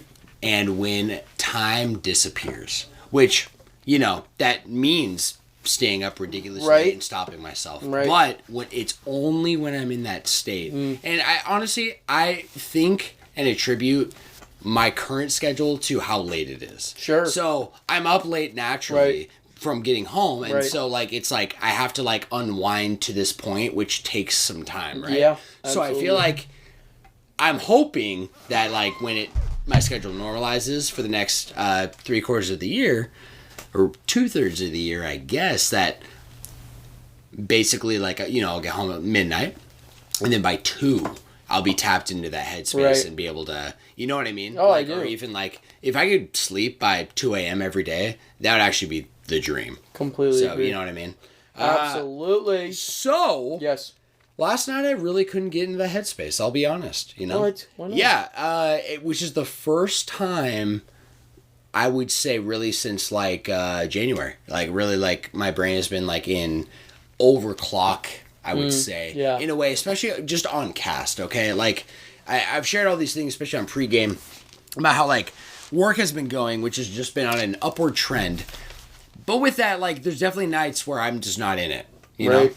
The podcast, I would say, has been very different. And I'm not talking about the recording sessions sitting here with you. I'm talking like my brain tapping into the creative space to create the content and how I want to create the content. Right. Like my brain can really just envision the full picture in this mode. Sure. Does that make sense? I do. Okay, yeah. I'm with it. Last night I just couldn't get there. So I was just thinking, and then honestly, bro, like I was trying to tap in probably at 3:30, and then started playing some Pokemon Go. Went back, started just like I'm like, okay, well I'll just focus on news then. So I do something like really like for this, and I just had this realization, like, and there was a lot of news articles actually. I probably picked out like 12 that were really interesting that I was going to go through, and I had this full 4 a.m. hit sharp. Yeah. The clock turned 4. I saw it, right? One of those moments. Right. And I'm like, damn. I feel genuinely like if I continue, like I'll get to where I need to. Right. Probably be really late. Probably be like 5:36. And definitely 6 is like the absolute, I need to stop right now. Right. For sleep's sake, so I can function. When does the sun come up? To be honest, I think it's the sun 6:40 maybe. Maybe I think you're right because I feel like I've only stayed up since I started this cast. I've full transparency here. Right. I've only ever stayed up till 6 a.m. one time for the cast. Right. I had to stop myself. Right. And it was starting to kind of like get lighter. No sunrise though. But I remember crawling into bed and seeing that there was a glimmer of the sunrise and thinking, damn, I'm trying never to hit sunrise ever again. For sure. Right? So it was probably around the time you're saying, right? But I remember that the most recent time that happened where it was like deliberate that I like stayed up was the One Piece live action. Yes. And I remember finishing it. Oh my gosh, you pulled like an all fucking nighter. Completely all night. And I didn't sleep until like later that day. 10. Yeah. I think you took a nap at 10. Yeah, I took a nap at 10. And then you woke back up and like you were talking about it. Yeah. You're like, yeah, I'm about to go back to bed. Yeah. Right? Because I was literally like wide awake and I remember looking over and I stood up and I was like, holy shit, that was so good. And I like texted a bunch of people. I'm like, I just stayed up all night and watched all of it. Oh yeah. And like the sun was coming up. Oh yeah. And it was like almost 7. Yeah. So I think that's around the time. Can I also say too, like I'm actually happy you brought this up in relation because when I walked in that room and you told me that, I had a sense of shock. Yeah. Because I would say generally, you know, like I like studying like psychology and then like how familiar I am with like people. Right. You know, my brain makes instant judgments automatically. Right. I usually like then can manually override it and turn it off, right? But it happens, I'll say. So what I'm getting at is that when I looked at you, I could not tell you stayed up all night. And that's hilarious. That is really relevant because that is how I feel with like the work I'm doing right now and the workload, right? So you shocked me because I'm like, I saw no red in your eyes. You were telling me about it like you just woke up. So I'm like, what? Not the vibe of Adrel coming home from work at 4 a.m. and looking at me and looking like this dude is literally about to crash in front of me, right? Yes, you want to die. Like, you know what I'm talking about? Yeah. Like, we've experienced it many times. Right. I always go back to, like, when you were doing, I think it was Black Rock and Pomo, or maybe it was Dutch and Pomo. Dutch and Pomo. And, and you literally, you came on one of those nights, and it actually wasn't that late. It was probably, like, 2. Yeah. And I ran into you in the kitchen, as we do. Right. And you looked like death, and I'm like, is there anything I can do from you? And you just ignored my question and turned to me and said, I wouldn't wish this on my worst enemy. That was a good time. I felt like that, and I was like, dude, Jesus, get sleep, bro. This dude is so sleep deprived. It's actually insane. I think it was when I remember you're sleeping in your fucking car. Yeah, I slept in my car. Dory too. It wasn't just that. It was that I worked an entire shift.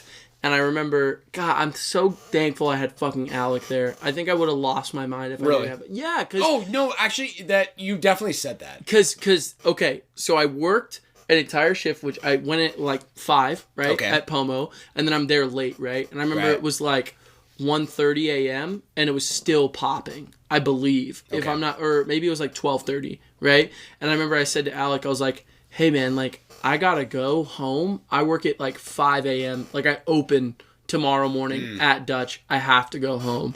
And I remember he it's such a sad story, but it makes me laugh so hard. He put his hand on my shoulder. He's like, buddy, I need you all night. Like I need you to help me close. I can't do this without you. Yeah. And I was like, okay. And I went to the bathroom and I started crying. So sad. But I remember I was crying and I was like, I just want to go home. And because I knew I was like, what am I going to do? Like I get done at like 2:30 a.m. Honestly, like and I drive home 30 minutes. I feel like I'm there with you. Because I feel like you were literally panicking. Dude, I was. You know? And I was crying. I was like, I don't know what to do. I went back out. Alec obviously saw I was crying, right?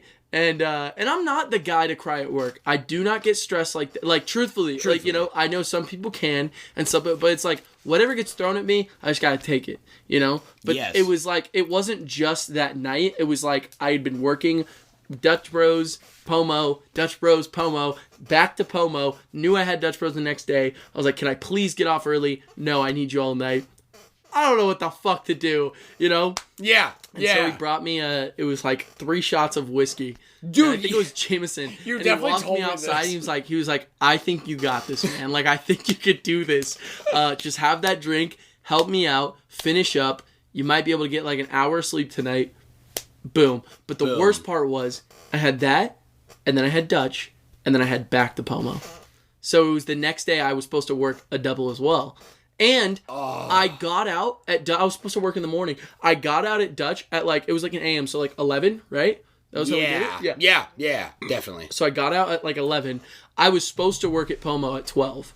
I think I might have been supposed to work at 11, but I was like, can I please come in at 12?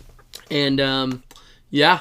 So dude. And then I remember sleeping in my car and then getting off Dutch and driving to Pomo, and I got there like 5 minutes early, so I laid down on this patch of grass. I was like looking up at the tree. I was like, wish I could go to sleep right now. This would be so nice. You didn't? No, because I had like 5 minutes. I had to go to work. Yeah, no, literally. But I remember just for like 5 minutes, I just laid there and I was like, man, that'd be so nice. All right, back to work. I would not wish that. That was rough because imagine you're serving, and Pomo was popping back in the day. It was popping until like 2 a.m. I'm not kidding. Is Pomo even there anymore? No, it got bought out by Shaq's Chicken. That's what I thought. Yeah. So Shaquille O'Neal made a chicken spot, and then they bought. Yeah, you didn't know this? No. Yeah. And as he posted on his story recently, he was like, why the fuck did he not call it the Chicken Shack? That would be so fucking smart. But it's called like something else. It's called like... That's so funny. Chicken. Yeah, it will come out of Azzy's mouth, no, too. Of course. You know what I mean? So, Joshy, you completely understand, like, you know, like, I really appreciate you bringing that up because genuinely, like, I was kind of approaching that state of mind. Kind of like, I'd call it like the precursor to insanity, right? Like, you can feel it coming, and you're like... Oh, no. I'm not trying to get there. Right? Like, no. Like, and it's kind of like, you're not okay. I wasn't, like, quite there last night at all. But I just had this feeling when I mapped out what my plan was, now that I'm finally tapped in, which was 4 a.m. Like, I'm like, you know, with all the goals of, like, kind of shortening the podcast right now, between Joshy and I, especially for the season... I think I'm just going to, like, completely do a different vibe right now. Yeah. You know? So, no, I do. Really, that's led to what we're getting at today. Which, again, I'm going to be transparent here, but, like, okay, guys, the plan, Joshy, was for us to talk about the direct that just happened. Right. And you know what? I even had it pulled up. I've already got the window closed because it was kind of underwhelming. Extremely. And that's okay. You know, I don't know about you. Did you know this was coming? No. I just woke up and saw it. I saw it in the news. But I was excited when I saw that first moment. Like, sure. I was looking forward to it. No, I watched a recap video. Recap, right. Yeah. That's usually what I do too. Like, they're honestly really entertaining. Unless I woke up and it's happening. Yeah. Then I'll watch it. For sure. Of course. So... I woke up. That wasn't the vibe, and so I woke up. There's too many Epic Mickey remasters that that vibe of like you see it and you're like, okay, it was a waste of like 3 minutes. Yeah, you know what I mean? It's just I think I'll even phrase it like my own way of like, just a little confused, right? Like. I'm doing the thing where I'm like, oh shit, I do say like a lot. Because Kendall brought that up. That's so funny. You have to get it out of your mind. You're actually right. Yeah. But I'm kind of also, I think it's still there because I want to replace it with something, but I don't know what yet. But I say So yeah, but it started with So I got out. Right. Like it's still there. You said like. You're right. I'm just kidding. Yeah. Like is also not that bad of a word to say. Like, at least it's like, that's not a word. You know, True. That's a placement for which your thoughts are coming. Exactly. So when you say like, you're saying the same word a lot. But if you broke down... But it's also actually, I guess, I think you're right. If you broke down a book and you were like, how many times did they say the? Would you say, you say the too much? No, it's just the book. It's just like the way sentences are placed. Yeah, no. And most of the time... And actually, like has relevance in... when I'm saying like, and I noticed you said it a couple of times in what you just said. Yes. And you're saying it in reference to something else. Exactly. So, but that would add up after a while when you're comparing and doing all these things. You're actually right. So absolutely. Like, yeah. Like, you know? Yeah. Like, I don't know. I just think it's really funny. It is funny. It's one of those things where you can't notice something about yourself, but then someone points it out and says you're like, oh. And I don't have the... insecure little boy. Right. I see my old self there. Right. I'm not there, so I'm like laughing. Damn, at I do say that a lot. You know what I mean? Yeah. Yeah, just one of those things. Yeah. So it's like when I hope you know it's not actually coming from a place of insecurity. Right. It's like I'm good. Like when you like. It's when you like. But like with an L-Y-K-E. Like in what way? Have you ever had a like? I have. Okay. It's like. Wait. Like. So there's love and there's like. Right. So it's liking a like. Which kind of like though? That's the part I'm confused about. Like what? Like L-Y-K-E. Like the Zelda character? No, that's Link. No, like. It's the squid thing. Oh my god. That absorbs you and takes your fucking I was shield. talking about a like an actual the vegetable, a like. No, that's a leek. No, it's called a like. No, that's Lycanroc. The Pokemon. Oh my god, it's like Lycanroc the way it's like. You get what I'm saying? No! Oh, okay. Agree to disagree. And that is the episode, my friends. Welcome back for the best. No, dude, this is a perfect transition. Really, this goes hand in hand with, I was telling Joshie right before we went back from our break. This is one of my favorite episodes we've recorded because this is kind of really unstructured. Yeah. It has been really fun. So... very lax, and honestly, as usual, it's gotten a lot longer than I thought it would for being lax. You told me today you said maybe 5 or 6. Right. What is it now? Well, it's almost 9. To be fair. Like. We also started recording at 4 because you and I talked for 2 hours. That is also true. Before we hit record. B4? For pregame. B4. So I don't even think the cast started until 5:30. It might have not. Sounds about right. Sounds about impossible. Yeah. Yeah, we can't do a negative. No, you can't. You know what I mean? Yeah, you're right. It's so, where we're at, yes, my friends, is Joshie, coming off of the direct and kind of unexciting. Yeah. I didn't quite know waking up then what we were going to talk about, and Josh brought up the idea of what was fresh on his mind. That is, which I'm going to leave the floor to Joshie then, and let's open it up, and we're going to have a very casual main topic. I'm so down for that, by the way, because I am still passionate about this idea. Yeah. And I'm ready to talk about it. And honestly, just before you even start, I think passion is what drives us. And a good main topic, especially. Absolutely. Passion, of course, but I mean, like, if we don't really care about what we're talking about, the main topic, it's like, oh, what do you think about this? Yeah. Yeah. You know what I mean? Yeah. But if it's like, I see exactly here's what's going on. Yeah. Yeah. So you want to get into it? So let's get into it. Okay. So what, I'll write down the time, but Joshie, what are we talking about? Here's what we're talking about.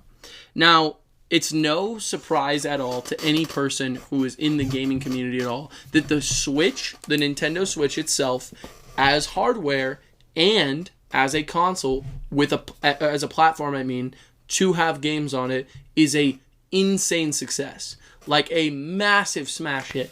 There's no question on that. Absolutely. Right? But how the fuck did it get to that way? Obviously, everyone knows the appeal of a handheld that's also a console experience. It's huge. It's massive. For me, yes. Think about it personally, for where you're at. Like, I always, there was something missing piece for me. And it's cool to see, you talk about a lot how some of your favorite, and you like, I don't know where you're at now. Yeah. But at times, most of your playtime was in your bed or on your couch playing it portably. Yep. Even, dude, when you're on your couch, your TV is fucking in front of you just like me. Yep. But you would still choose, even with nothing on that TV, to play in handheld mode. Because there's a comfortability about it. Yeah, and it's... what I'm trying to say for myself, too, is, like, there was, like, this feeling playing the Vita when I was getting into that. Yep. That was, like, damn, what happened to Nintendo? And I had a 3DS, but, like, there was just something... The feeling the Vita gave me was... In a way, like, I don't even, like, want to go there. We already have a whole episode about the Vita, too. That is true. Awesome. Go check it out. Yeah, absolutely check it out. What episode was that? I don't remember. Third? If you remember, I'll be 14? Really impressed. I'm going to check you on that right now. While you're talking. 14? Yeah. No, keep talking. Okay. Oh, yeah. I was like so in. I'm like, 14 PlayStation Vita Classic? Yeah, wait. I think, but let's continue. So, I remember the feeling I had, despite anything else about the Vita. And I missed that feeling. And I couldn't... A full console experience could not fulfill that feeling for me. There's something appealing about... It was 14, by the way.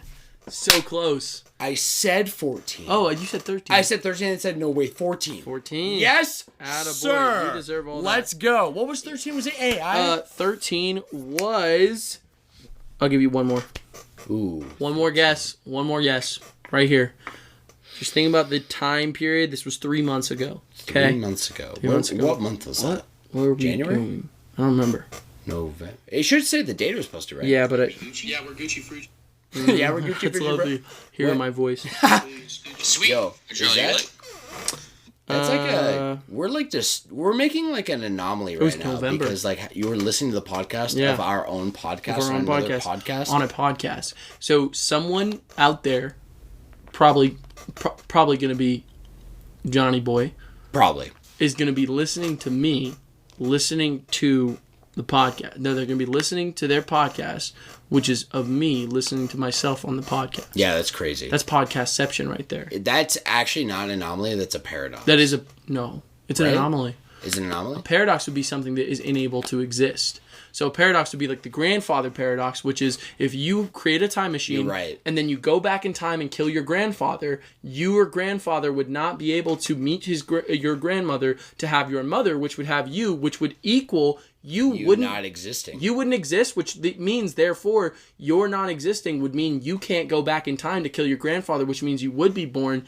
It's the Song of Storms. You're so right. From you're absolutely right. Legend of Zelda. From Ocarina. Yeah. And that's a paradox. I was about to go down to... Yeah, okay, you're right. You're thinking of no, it's not an anomaly, because an anomaly would be something out of the... Yeah, it's like a phenomenon. An inception? I don't fucking know. Yeah? I don't fucking know. But, you were saying about the Vita, though. I just remember, like, the feeling, dude, like, seriously, it's crazy because it was almost this feeling, too, of, Nintendo's onto something with the Wii U, which... That's kind of like what we're getting at here is that the point of where we were to where we are now, it was with the Wii U. It's crazy. Looking back, because Nintendo is one of the only their hardware is always so drastically different, always. And when you look back, it looks like the Wii U is the missing link between the Wii and the Switch. You're absolutely right. It evolved over time. It literally is crazy. If you look back on it, it looks like it's evolved over time. One of my favorite things to look back on, the best history of any, besides humans, any vertebrate, mammalian vertebrate to look back on are whales. Why? You know why? Because they came from dog-like creatures that used to live on land. Think about it. They're mammals. How the fuck would a mammal end up in the water? Ask yourself that. So how the fuck would a handheld hybrid with a TV end up from the Wii? So you look at the first iteration, which is a dog-like creature, and then you look at the largest creature on Earth that lives in our oceans. How do you get to that point? Well, slowly over time, they started hunting in shallow waters. And they almost became this crocodilian type of creature. Almost like a crocodile, where it would like move through water, and then over time it almost became like almost like a manatee type creature where it would like kind of sift through waters, right? Fresh waters, and then it made its way to the ocean. And then after that happens, what do you got? A whale. So if we look at the missing link between that dog and the whale is some kind of like crocodilian, like semi-aquatic, almost like kind of like a hippo where it needs to be in water, but it's not a sea creature like the whale is. It's almost hard to imagine. It is so hard to imagine. What the fuck? But that's what Nintendo does with their consoles. Yeah. You look at every single one, each is a setup for the next one. Even the GameCube to Wii, even that idea of discs and the way that they set up the controller and rumble and all these things is a transition to the Wii remote. And then that Wii remote, how do you get to the Switch? You got the Wii U. Yeah. No one else does it like Nintendo. You look at PlayStation 1, 2, 3, 4, it's just the next generation. Yeah, you're right. Nintendo shifts and it changes and it evolves over time. Right. And the Wii U, I feel like, was so close to what the Switch was. But even at the time, I felt like it needed something more. It was on the edge. And that is exactly the feeling that I had. That's what I'm saying. Yep. I'm on that same page. Right. It was like, yo, like it was the first time I had really... Sorry about that. Thank you. Bless you? Yeah, I'll take it. Yeah, I'll never shy away a blessing. That's really, really wise. Yeah. Because why would you? Remember that. Don't say bless you when I burped. Why? Ooh, okay. Why can't I be My blessed? bad. Yeah. What's wrong with that, dude? No, what's wrong with you, man? Well, so... Because I remember exactly where I was at when the Wii U came out. Right. And I remember the feeling of like... I don't know, like seeing what the Switch is now. Right. And seeing that in the Wii U when the Wii U was very clearly not the Switch, right? Very much what you're saying. Yes. And it was the feeling, like, I almost like, maybe even would you say for yourself, like, I was giving, like, the Wii U passes it didn't deserve because I saw the potential. The potential of what it could be. Yes. I saw the potential of the Switch in the Wii U. Right. Dude, the feeling of playing, seriously, Wind Waker HD, Twilight Princess HD, like, seriously, it was like Nintendo, they finally get the good hardware and software graphics. They really, really get it now, and like they've always felt behind. To the point where even now, modernly, they're not keeping up at all. It's like, the power of the Switch, something like severely under a 360. So severely under a 360, actually, it's the same power as a Wii U. Yeah. Which the Wii U... that's actually a little more powerful than I thought. It's the same power as a Wii U. Because think about it. They built Breath of the Wild to work perfectly on the Wii U. They didn't focus at all on hardware, or specs. They didn't focus on that at all. It was all hardware. Really? So what they did was essentially took a Wii U and tried to make it portable.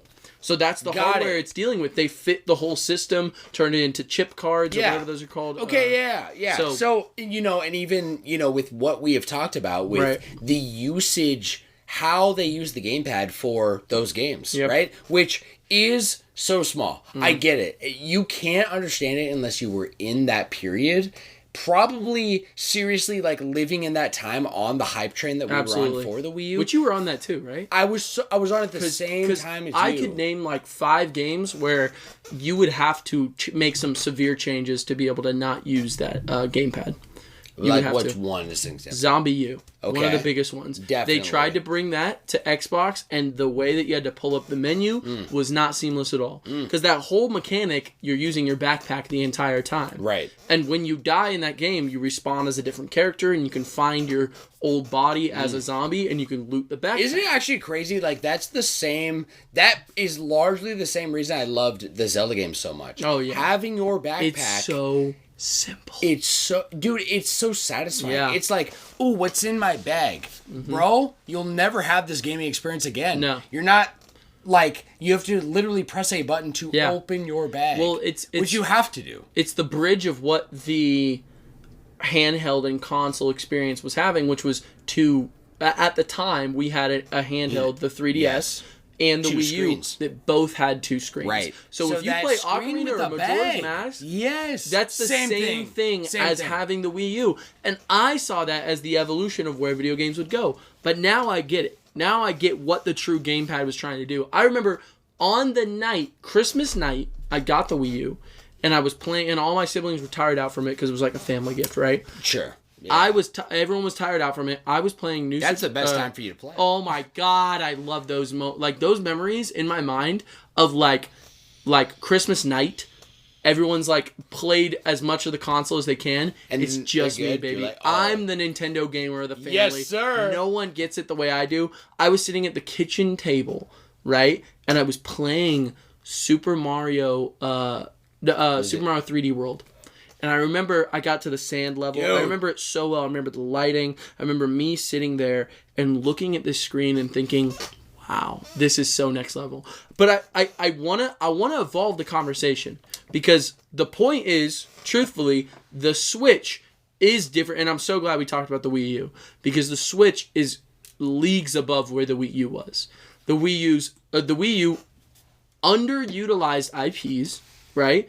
Underutilized the actual potential of what the Wii U has in store, and kind of went more with gimmicky type party games instead of an actual experience. They went more with ports, remasters, these kind of ideas, more than an actual IP.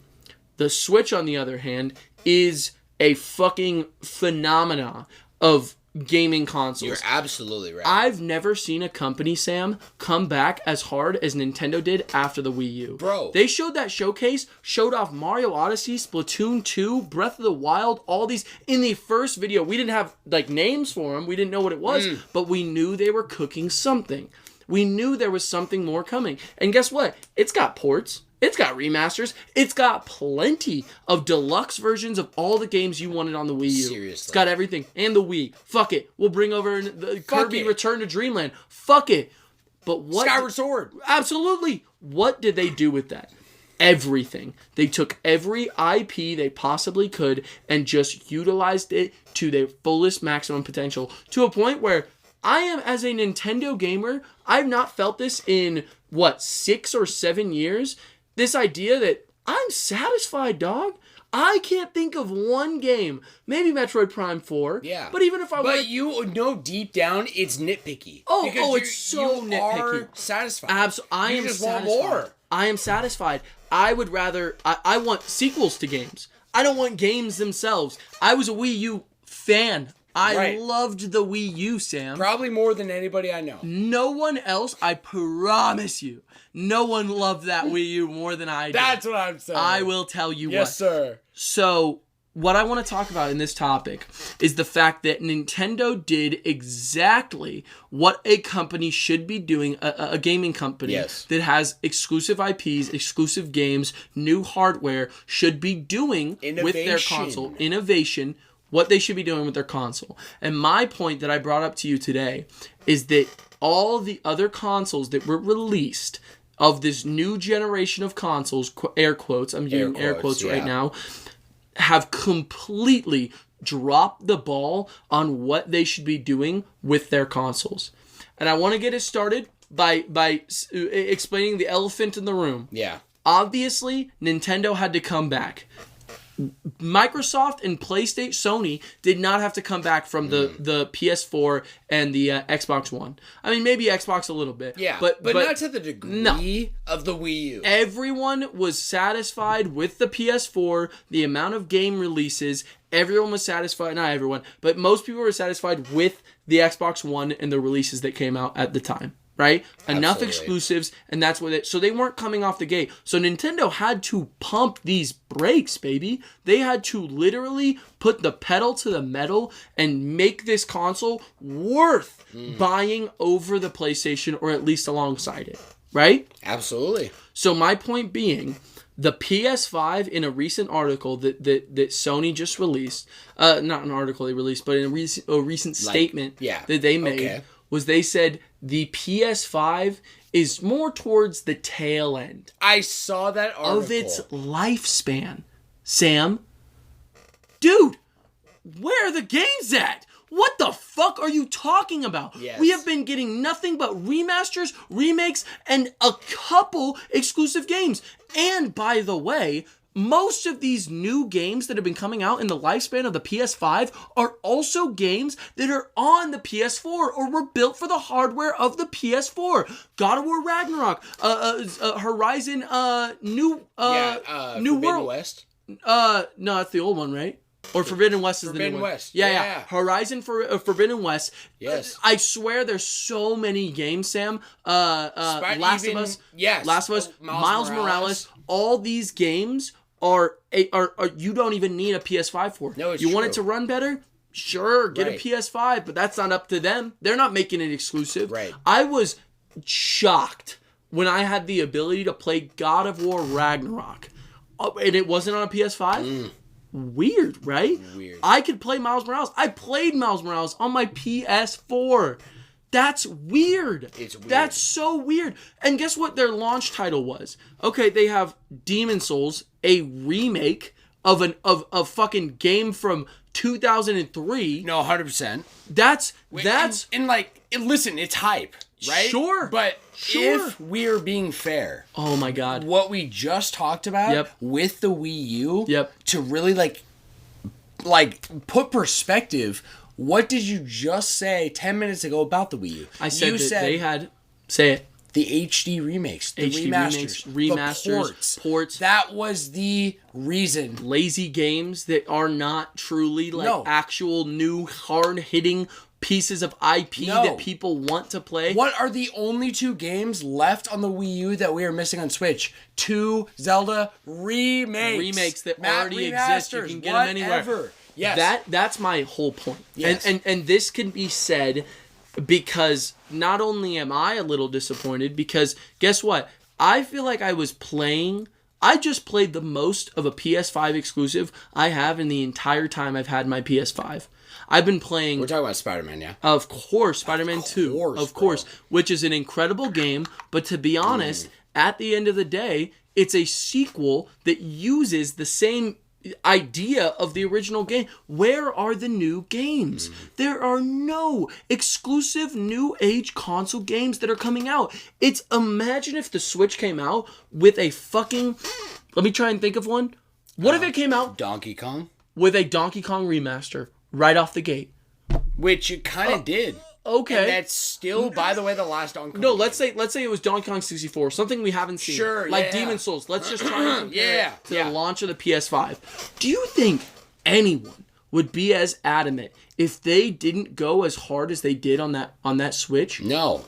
Absolutely not. It would not have the success even close to what it has right now. So why would a PS5 go so calmly? Why would a company like Sony that have massive games, not a single Uncharted game on the entire lifespan by the way, we need to acknowledge too that Sony made it to the top, quote unquote. Nintendo is out of the picture now because they're just destroying everything. Absolutely. Okay? Actually, I'll even say one of the headlines Let's read it. that we were gonna talk about is that Nintendo just made history for the most I don't know the term I'm looking for, but basically the most profitable, the most expensive or most valuable company in Japan right now.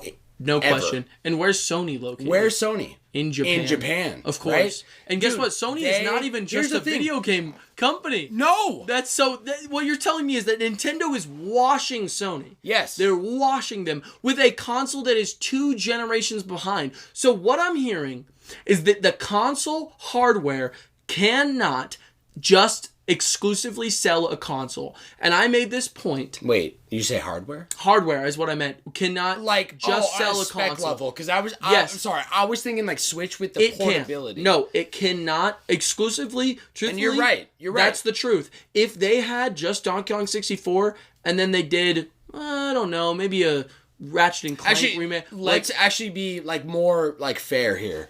If the Switch had the Wii U's library. It would not sell. No. Not even close. Absolutely. Because guess what? People would look at it as it's out of the race, right? The only thing the PS5 has been relying on this entire time is the specs. And that is truthfully, in everything I've said about the Xbox and what I believe they should be doing, and there's new articles that are coming out that is completely shattering every idea I gave to them, which is double down. Do what Nintendo did. So let's move also from the PS, the PlayStation, and the Switch to Xbox. Can I actually, before we do that, let's talk the thing before Xbox is in a whole I'm so glad you actually brought this up and that we were talking about this, because the thing that's coming to my mind right now, with this, is you got to look at it as a dynamic. If you really look at it in a traditional sense of console wars, right? So think about it. Let's go a generation back. Nintendo is the sunken ship. It's a laughing stock. It's a laughing to any other console. I remember being a Wii U fan, and it was a joke. It was a joke. I had to fight so hard because it was a joke. Yes. You know what I mean? So where's Xbox at right now? Not where the Wii U was. Okay? So if that's happening, basically imagine a graph. Yep. And there's 3. And so, the Nintendo line, the red line, is sinking ship. Okay? Don't know what's happening there, but you and me are kind of fuck. Maybe there's no hope. Okay. Meanwhile, ride it even if PlayStation 4. PlayStation 3 took the up above 360 at the literal tail end of the lifespan. Yeah. Which was, I think, the longest, if I'm not mistaken, console lifespan that there's been so far. Which one? Right? Xbox 360? And PS3. And Wii/GameCube, because Nintendo's kind of on their own timeline. Well, Wii was doing their own thing, but no, you're right. Actually, I'm sorry. Wii into Wii U. Wii into Wii U, yeah, that's right. Right, because the Wii U was in both, right? Because Nintendo does their own. They really kind of take their own generations. Yeah, they really do. So it's kind of tough to really say it's console wars now, because I feel it's felt a long time. It's ever really been that, because Nintendo has and will always do their own thing. Absolutely. So it's really kind of PlayStation, Xbox. Yeah. But so if we take those two, Xbox, especially software-wise, was killing it. And Halo is probably the biggest point of reference. Halo, but also it was just natural where people would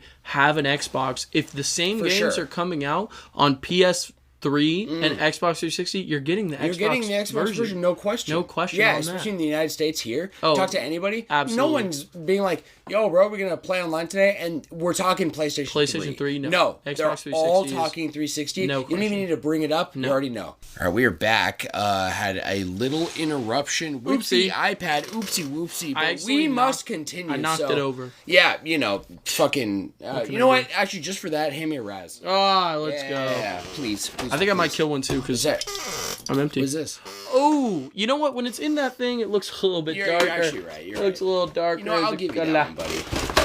You know what actually makes Twisted hit the vibe so well? Which one? I'm literally looking at the football on the side.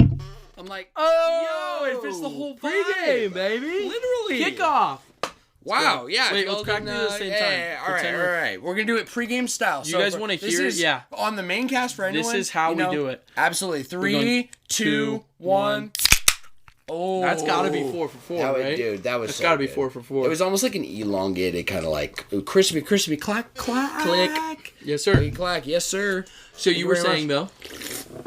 Yeah, let me wrap up this, just kind of the history must be acknowledged, because it is so relevant to this whole conversation, really. Because the whole spectacle of what you're saying is basically, I'm going to put into the rise of the Switch and the rise of Nintendo. Absolutely. With Nintendo, this is not a light feat. The most, what's the word I'm looking for? Profitable. Most valuable. Yeah, most valuable. Okay, company. The most valuable, thank you, company in Japan. Dude, it was not that long ago that Nintendo was literally the sinking ship.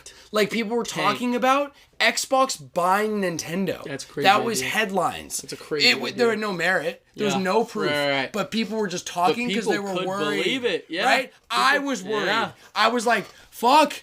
Okay. Nintendo's done. I hope was kind of really brim, right? So where we are at right now with Nintendo, all around, I kind of really want to emphasize, because my point I was really trying to make is that PlayStation really took off last gen. Yeah, absolutely. So we entered this gen, and PlayStation like it's really Xbox and PlayStation now, because again, Nintendo is doing its own thing. Absolutely. And they're going to just, if they basically, the way I look at it is, if Nintendo continues on the path they're on now, their success is just independent, because they're choosing the avenue that I think you're really talking about, of like exclusive, really valuable software, a reason to look at the hardware and buy it, because the software is more than worth it. You'll even buy the software on top of the hardware, right? Absolutely. And we're not talking cheap hobby here. No. We're talking 60, 70, 80 DLC, $100 games, plus yearly membership. You're willing to, you know, as an adult with your own cash, spend pour hundreds and hundreds. You're a collector. You're doing this out of like, it's so... Right.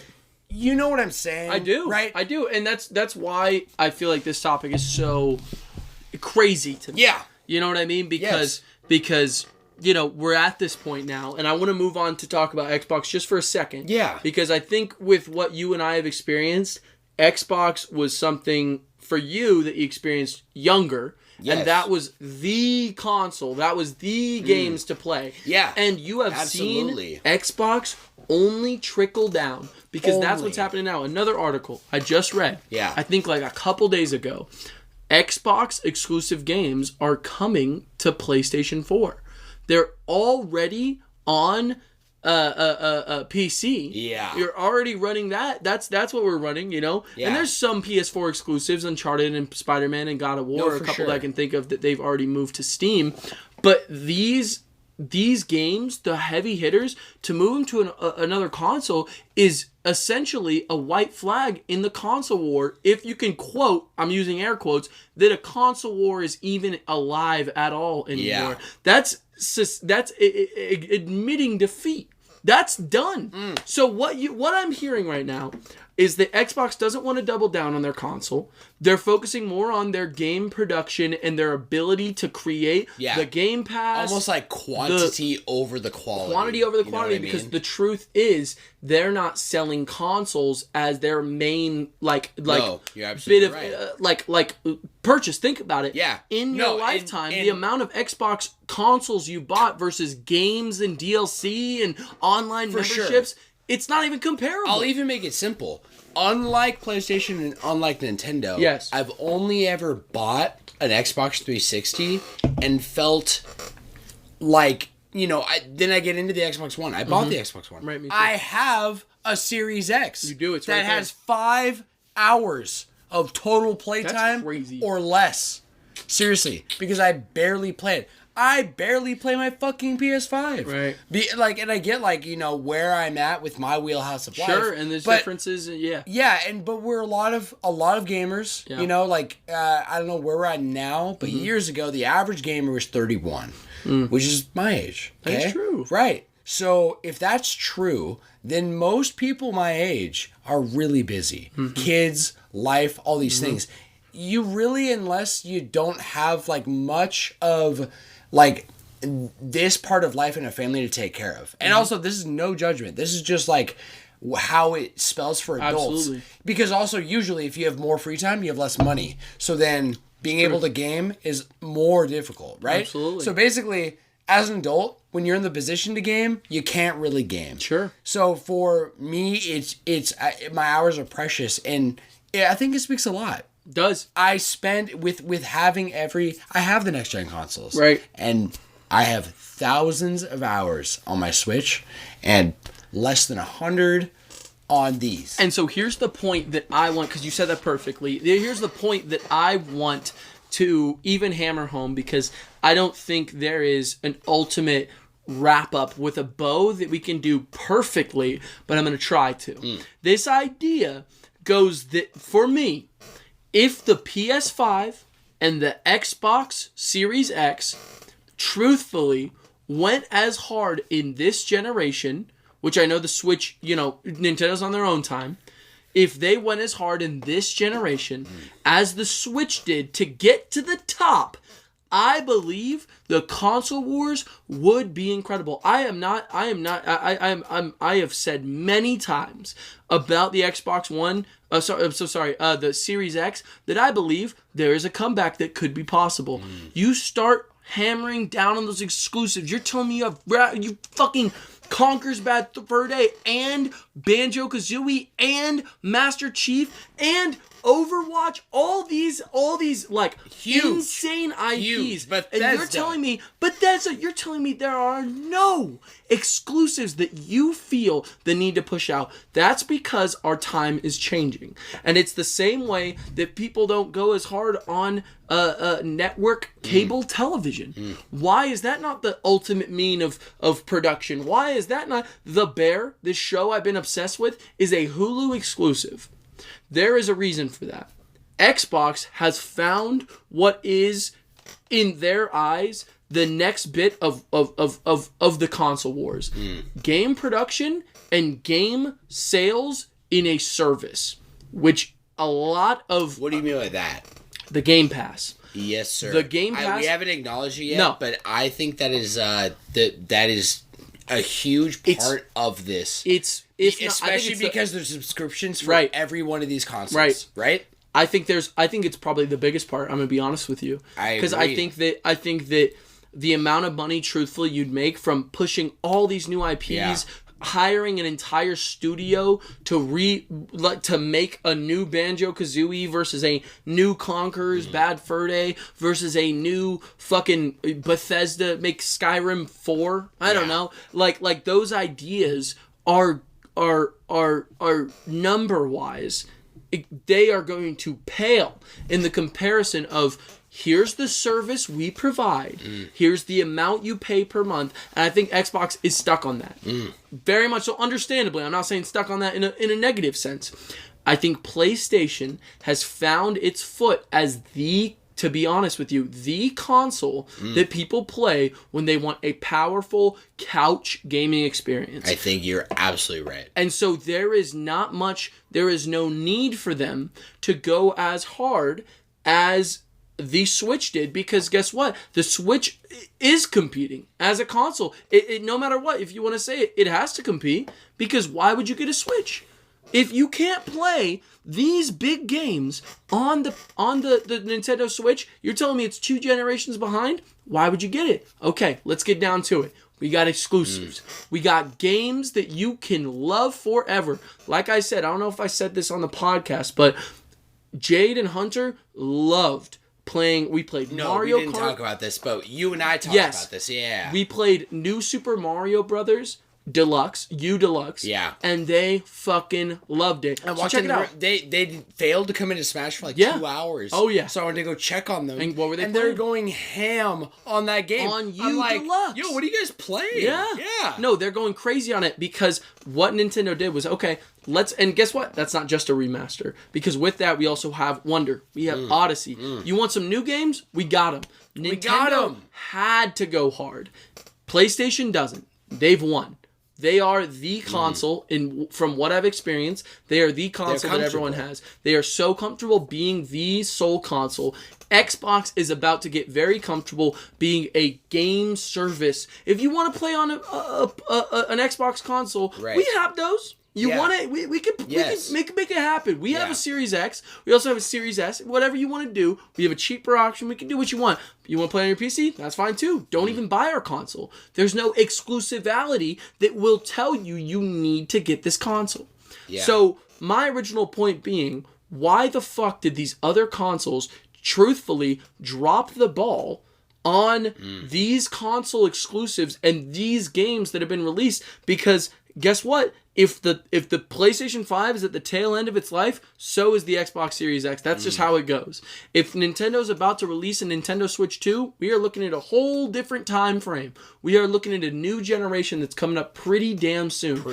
And right now, the PlayStation 5 has what can be said as an incredible library because of the libraries that came before it, not because like the history that came before it. Every PlayStation 4 game you have, every game that you played on your PlayStation 4, it's coming off the back of that. Yes, it's an upgrade to the PS4, not really a new generation, you know, for sure. Oh, but we got some exclusives, and you can up-res the games so that they run at 60 FPS. You're right. That's amazing. You're absolutely right, bro. But what we're looking at is the end of a console war.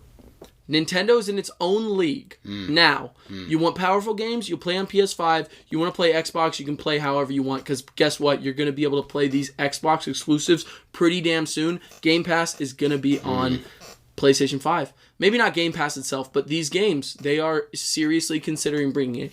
There's no comeback for the Xbox. Microsoft is getting comfortable as a wide service that exists for any gamer. If you want to be on a console, maybe you shell out the money. If you already have a PC, you're good.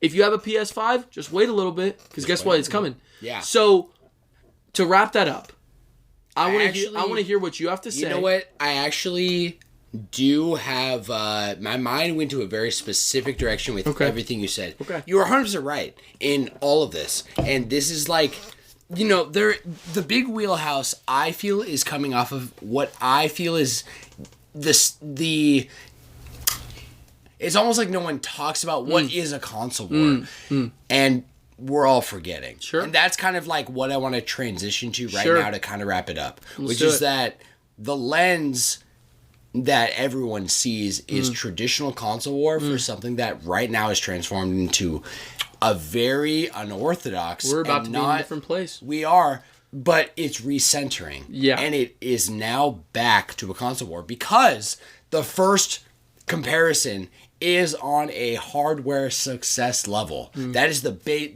the argument. It's that, okay, Nintendo, they're on their own schedule, so they're kind of out of the wheelhouse. They're doing their thing. Of a generation, right? Timing, it's not lining up. And they're not releasing console games at the same time. Right. You see, but Tekken 8 just came out. Yeah. Is it on... Actually, that's a PS4 exclusive, but Mortal Kombat. Right. Is that coming to Switch? You know, is that what we're focusing on? No. They're doing their own thing. Exactly. The focus is for in looking at it in the lens of the console hardware. Right. That it's the first reason, if you're really to analyze it, of why Nintendo's out of the console war. Right. They're misaligned. They're on their own timing for their consoles. Absolutely. Automatically, what is a generation? Right. They're out. Okay. Now it's evolved. Okay. Xbox One severely got dominated by the PlayStation 4. Absolutely. So you're looking that lens. This is all originated from Wii, PS3, Xbox 360. Right. That is the console war. Right. And honestly, if you want to be OG, let's go GameCube, PS2, Xbox. Right? Sure. And so going off there and going off PlayStation having the biggest success still ever with the PlayStation 2. Yep. Just in terms of what I'm saying is this lens is the hardware sales. So evolving, Nintendo's out because they're doing their own thing. They got their own business. We have 360, PlayStation 3. Okay. 360 had the lead in every aspect, and one of the most exciting parts about it was they were new. They were brand new, and they were American.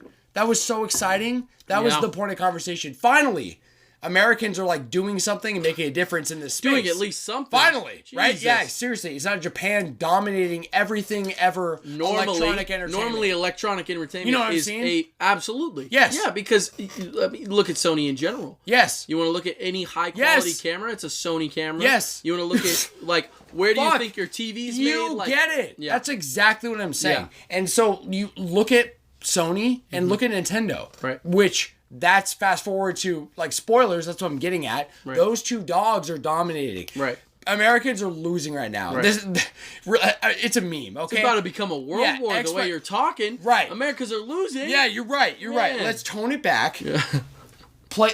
Japan is really just emphasizing really that they have a dominant force here. Right. Okay.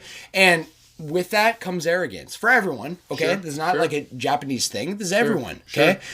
when you're dominating, you get comfortable, okay? And then, because what is there to be worried about? Yeah, exactly. Our whole conversation about Power World and Pokemon, right? Right. Like, Pokemon is comfortable. Mm-hmm. That is a reason Power World is so exciting. Yeah. So, 360, it's so exciting because it's so new. Right. It's so different. Right. It did things that had never been done. Themes on your console? Crazy. Are you kidding me? Never heard of that right? before. Console dashboard updates. What? Right. Yeah, no. Nintendo, PlayStation, they did not. No. Right. There is no online gaming without what the Xbox Live set up. Exactly. You know You're 100% right. Nintendo still doesn't get it, but it's okay. They're in their own. Nintendo probably never will. They probably never will. And that's They're okay. in their own wheelhouse. They're still. It's okay. That app is still the way that they do. I know. That's exactly what I'm getting at. Crazy to me. But let's go to.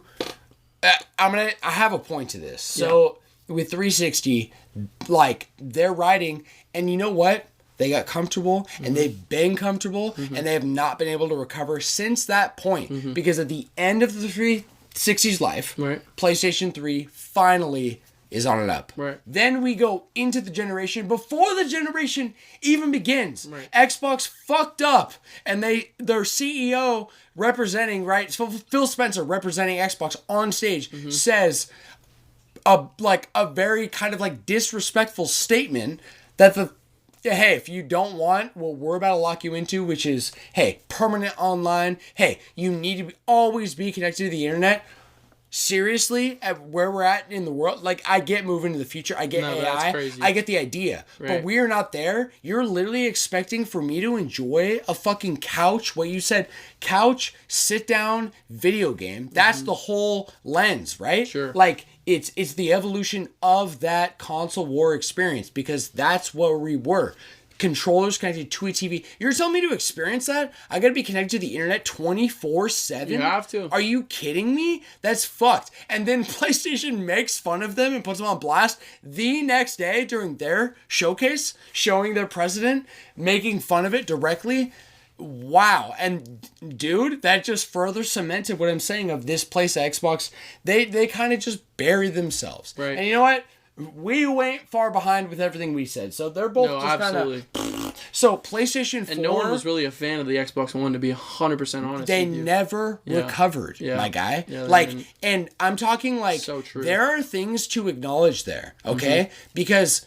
While I can confidently tell you, like, I definitely played in that era, I played the PlayStation 4 more than anything. Right. Barely played Xbox. Dude, Same here. Wii U, I really tried. Yeah. Not as hard as you, but I really tried, right? I pushed it. Dude, you did. I pushed it. So, pushing into the PS4, like, dude, I spent thousands of hours on my PlayStation 4. I loved my PlayStation 4. You had a PlayStation 4 up until the second the PS5 came out. Yes, bro. Yeah, and when, Nintendo really started exemplifying what their vision was, which was software, when the Switch got insane, I never have gone back. I'm still there, bro. Yeah. Since we moved in the 4 years we've been here. There's no need to move. Back on track, like, with all this, like, console war thing. Okay, that's getting us to where we are now, which is... We cannot look at it as a hardware.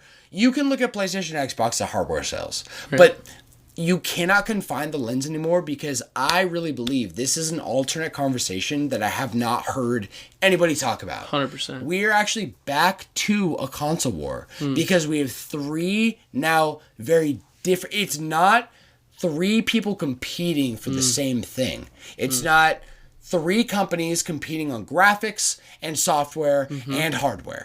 That's not where we're at. We are at three different visions of gaming. Okay? So which train are you on, my guy? But that's you know what I mean? That's the question. Here's the question. Can I define where we're at, though? Can define I it? Like, please. I want you to dive in. I want to define what I mean by the new console war. Sure. The console war is still Nintendo, Sony, Microsoft. But the new lens you have to look at is, okay, Nintendo is on a train of their software is killing it right now, and their hardware is unique.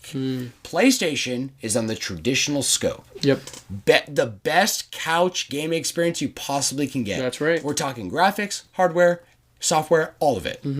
Xbox they've given up on the hardware. It's very obvious. No matter what, news report we were getting, like that I saw, I wasn't even going to report on it, but they're really saying that the next Xbox iteration is going to be so beyond the leap we've ever been used to. That's great. I really don't care. I think that because of how they've acted and what they're showing us, their focus is what you're saying. It's that subscription, it's the online, it is the almost similar to Netflix or Hulu. It's almost like this membership experience. I'm actually with that 100%. You know what I mean? Yes, because I think that's exactly what they're going for. And that's what I think Microsoft sees as the future of gaming. Yes. Because if you tried to say that there was some kind of streaming war 10 years ago, people would say, what the fuck are you talking about? Genuinely, what do you mean streaming war? Those are times, those are the way things change naturally. And if anything, you might have even thought that time ago, you would have said, how could you find value in a show that you could watch every episode of right off the gate? Right? You said you dropped an entire season right off the gate. You didn't have to wait a week. That's the way shit changes. Shit will change like that. And I feel like Microsoft is trying to hop on that before that's how they feel the world will naturally change. I think you're right. So I think that is the scope of actual conversation here. I agree. Right? Yeah. Because so really it's coming into, I think, Nintendo's about to start. Again, you have to really open up the scope here, but Nintendo now, how I see it, is they're kind of first. Sure. So because they're so ahead of, PlayStation, I saw the same report. All good. No bless? No, bless you, bro. Thank you. Yeah, I got you. Thank you. Listen, Nintendo is doing their own thing, and like the hype for the Switch 2, it's not even on the same. It's almost like my brain separates hype for Switch 2 compared to hype for PS6 or whatever. Okay, meanwhile, dude, that's a different. That's two different worlds for me. It's two different worlds. If you say Switch 2, you say PS6. I have zero interest in PS6. I have every interest in the Switch 2. Like Definitely. That would be the biggest reveal of the year. Yes. If they just did a Switch 2. You tell me PS6. Okay. All right. I know it's coming. For sure. I know that's going to happen. But Nintendo, they're two different worlds. Yes. So, I don't know. Like, looking at it like through this lens and the different directions that these three different companies have taken, I think, like, we can take hardware sales now, like, into it. Like, the generational thing is still tough, but let's just look as a whole at the success of these companies in the direction they take gaming and the vision they see. Because I think, much like you said, each company has kind of failed to fully execute the double down, right? It's almost like when they do double down, that's when the success lies, and then it's what do they do from there? Right. So that's where I see Switch right now. Right. That's where I see Nintendo. Right. I'm very curious where Nintendo takes this lead. Because of their track record, because of the sake of this conversation and mindset, I want to believe everything in me that they continue this. But the track record says otherwise. And so for Nintendo. For Nintendo. But so does everyone's track record that in the point of conversation. In fact, I'd even say every company. It's a tough one, though, because since the Switch started, we moved complete different presence of the Nintendo of America, and we move complete different presence of Nintendo in general. You're right. So we are at and it's funny because I did a lot of research in this back when it happened. Iwata was a beautiful, beautiful man with a heart filled with families. Yeah. He had this soul that almost was like, let's push the Wii U. Let's try to make something like the Wii. The Wii was close to his baby. Yeah. These ideas are... We are in a whole new world of Nintendo, so I don't want you to write them off yet. No, you're because absolutely right. Everything we've experienced is not what we have in the Switch era. For sure. There is a possibility that the president of Nintendo is saying, we got these IPs, let's run them. A launch title for the Switch 2. I'm not trying to hype. I'm just saying this is what I see going on. You're telling me there's a Metroid Prime 4 You're joking. And a new, like, side-scroller Metroid, these are crazy. I see an F-Zero in the future. I see a new Star Fox. I see, like IPs where, like, what can we do? What can we do? What can we do to make the best of these IPs that we have? It's possible. I'm not trying to get, like, feeling hype up. Yeah. I'm just saying that don't write them off yet. You can't write them off yet because I've been blown away from everything that the Wii U has. All right, Joshy. Yes. Then I got one last question. Okay. If you were to give me right now, 5 years from right now, let's go 2029. Okay. Fuck it. 2030. 2030. Okay. Where are we out with the three big boys? Okay. Who is on top? Who's in the middle? Who's on bottom? All right. From everything we just talked about, and from my entire experiences with all these consoles, I'm not talking your hope. No. What do you think? What I think, to be 100% honest with you, I think Xbox is going to slowly phase out. I think they're going to. Yeah, I think they're going to slowly release pretty well done consoles, but they're not going to be widely released the way that PlayStation does, where it's like you plan for all these units to be sold, because I think they're going to move more towards exclusives on no more exclusives, games on everything, sales going to Microsoft, and that being the way that they exist. So I'm counting Xbox out right off the gate. Okay. To be 100% honest with you, I think we're going to move towards something different, and I don't think Nintendo is going to stick to like even completely staying as just a console. I think what they're going to do is the next, in 5 to 6 years, I see the Nintendo Switch 2 still being what is viable. Really? Okay. I do. Yeah. So sticking with the hybrid model. Yes. I think it's going to be a hybrid model, but I think it's going to kind of be closer towards the PS4's kind of specs.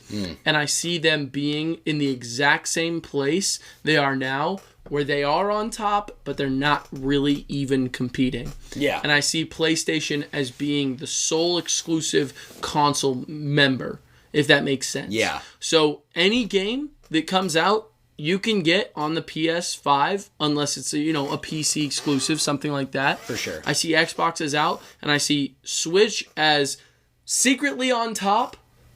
But when it comes to the question of a console that console gamers will want to use, because there's a big difference between Nintendo and console gamers. Yeah. The console wars was never really Nintendo's fight.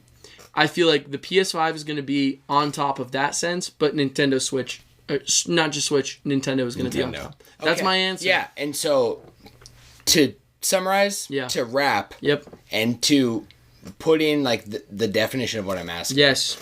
Which companies value. I'm not even saying hardware sales, because I actually kind of redact what I said. Like we can't use that as a measurement, right? Because it's a measurement for PlayStation and Nintendo. Xbox is out because in their model, which I also believe they're going to continue this, right? It's almost like the biggest contingency beyond Game Pass is, dude, they've chosen to openly establish that, hey, our games are not exclusive to our hardware if you're a PC gamer. Right. Well, shit. That makes a difference. That makes a big difference, Right. So I think it's...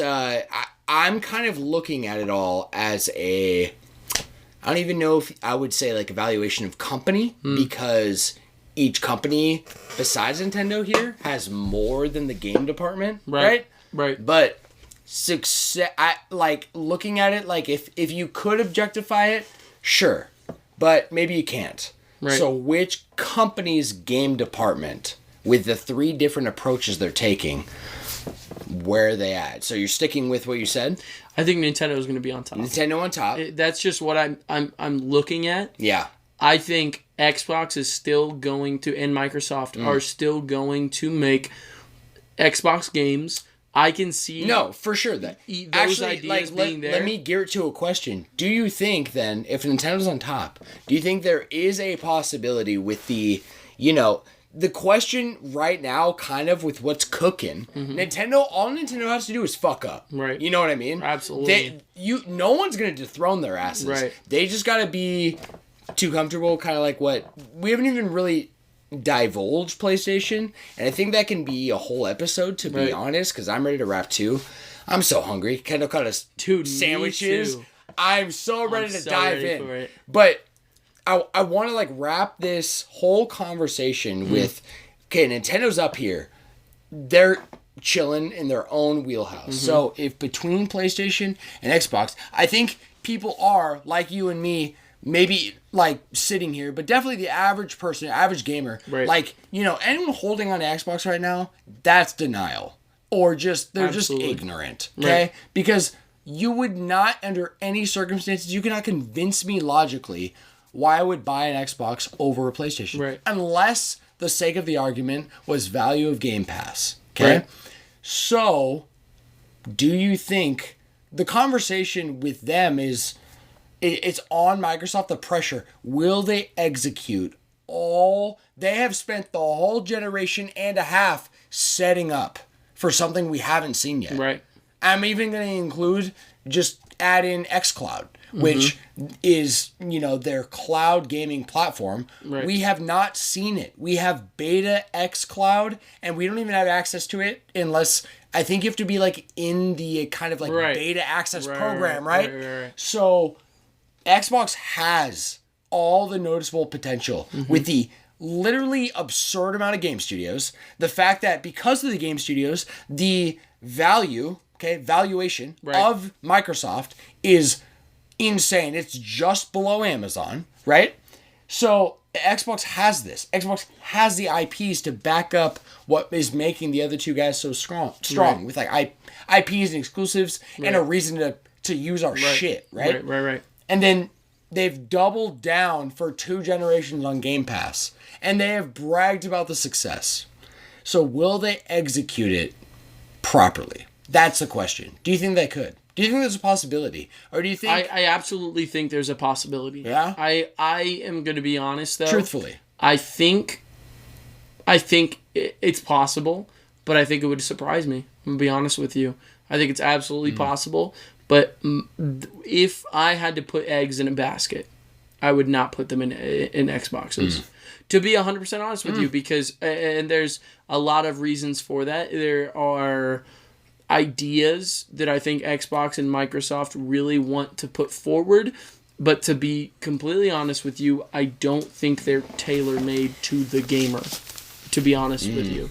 And what do you mean by that? Well, there's just because my thought would be, wouldn't you argue that a subscription service and ease of access is for the gamer? The gamer is not a person who plays a bunch of video games. The gamer is someone who collects consoles and collects video games.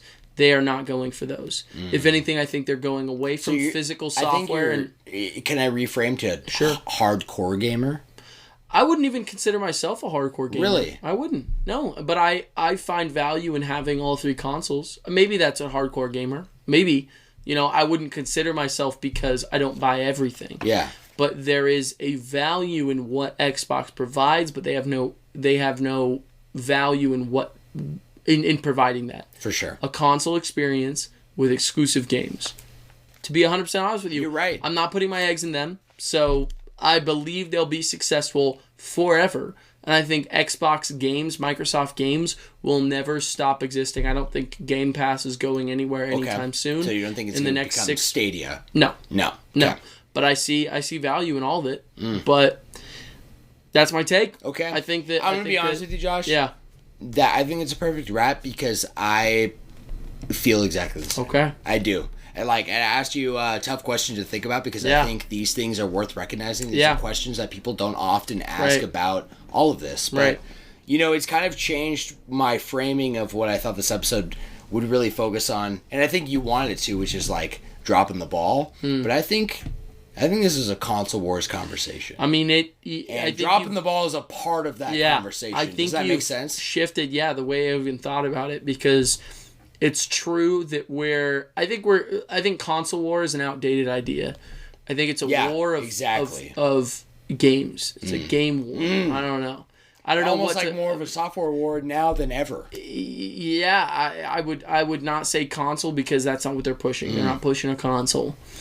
I think it's a war on game. I think it's a war of games. I think you're right. And whatever comes out on top, which from these 6 years of the Switch, I am more confident in Nintendo than anything else. And that's just where my eggs will lie. Yeah. And if they drop the ball, I will be shocked and disappointed.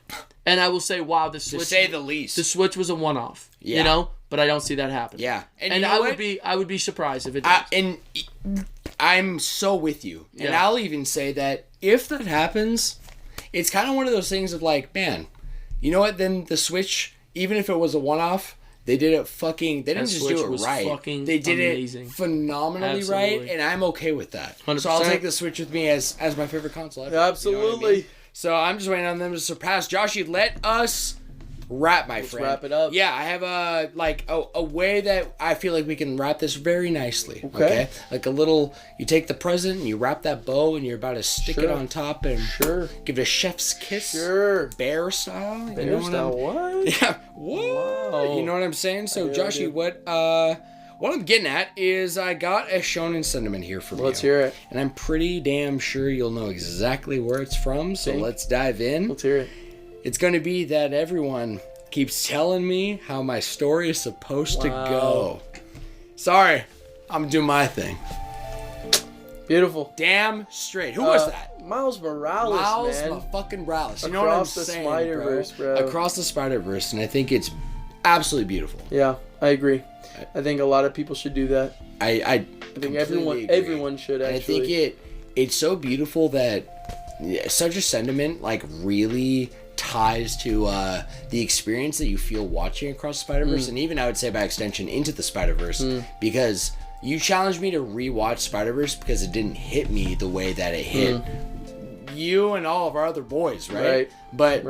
And I did, and I saw what you guys saw, and I didn't see it the first time. It's incredible. It's so incredible. Miles Morales as a character is incredible. The whole idea of everything that's involved with what the Spider-Verse is and what it means to, for anyone to wear the mask. All those ideas alone, I think, are incredible. And I think you're absolutely right. Can I actually make a statement here that? No, you shouldn't. No, I'm going to. Oh, fuck. I really kind of have this realization mid-conversation with you that I think this is the first time ever that I've been extremely excited. Extremely. When they announce, maybe not even when they announce it because, I can't keep up with life, but when it's a week from 2 weeks from the release of the third movie in the Miles trilogy, right? I don't think I've legitimately been so excited for the end of a trilogy because, in reflection, I really feel like it's okay, the sequel, it's hit or miss. Right. Either the sequel is better, it capitalizes right? On everything. Yeah, and what it's better because you feel so good about it because you want, if you're a fan of the series, right, and a trilogy is coming, you want it to be fucking better, right? You're rooting for it. Right. You're semi-biased, right? But that's not always the case. Right. And then if the second one bombs, dude, you're probably not feeling what I'm talking about right now about the third in the trilogy. So I don't know if I've ever been so excited about the finish of a trilogy. They don't do trilogies like that anymore. They don't do movies that leave on a cliffhanger like that anymore. Every movie has to wrap up beautifully and then maybe have a slight hint towards a sequel, and that's not what they did. That's why it's incredible. Incredible. And I'm ecstatic, my friend. Me too, buddy. Joshy. Yes, sir. I usually start this really hyped up. Yeah. So let's get there. This wraps episode 27 of the Flash Brothers podcast. My friends, dude, wrap, that baby. Was seriously, I mentioned it earlier, but I think that was one of the best episodes we've ever had. That was quite the episode. I'll tell you what. Seriously up there. Yeah, and it was no question. It's this feeling of, damn, that was actually significantly longer than I thought it would be. Nothing I necessarily planned for, because I love that we're both like pretty lax. Right. And I feel like that extends the creativity in our conversation. But, you know, like really in envisioning it, oh yeah, like it's going to be like chill. And you know what?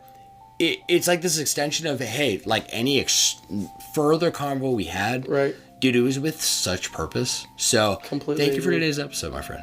Completely agree. Seriously. Yeah. And thank you, my friends. Ooh, Flash Bros handshake. Yes, real sir. quick.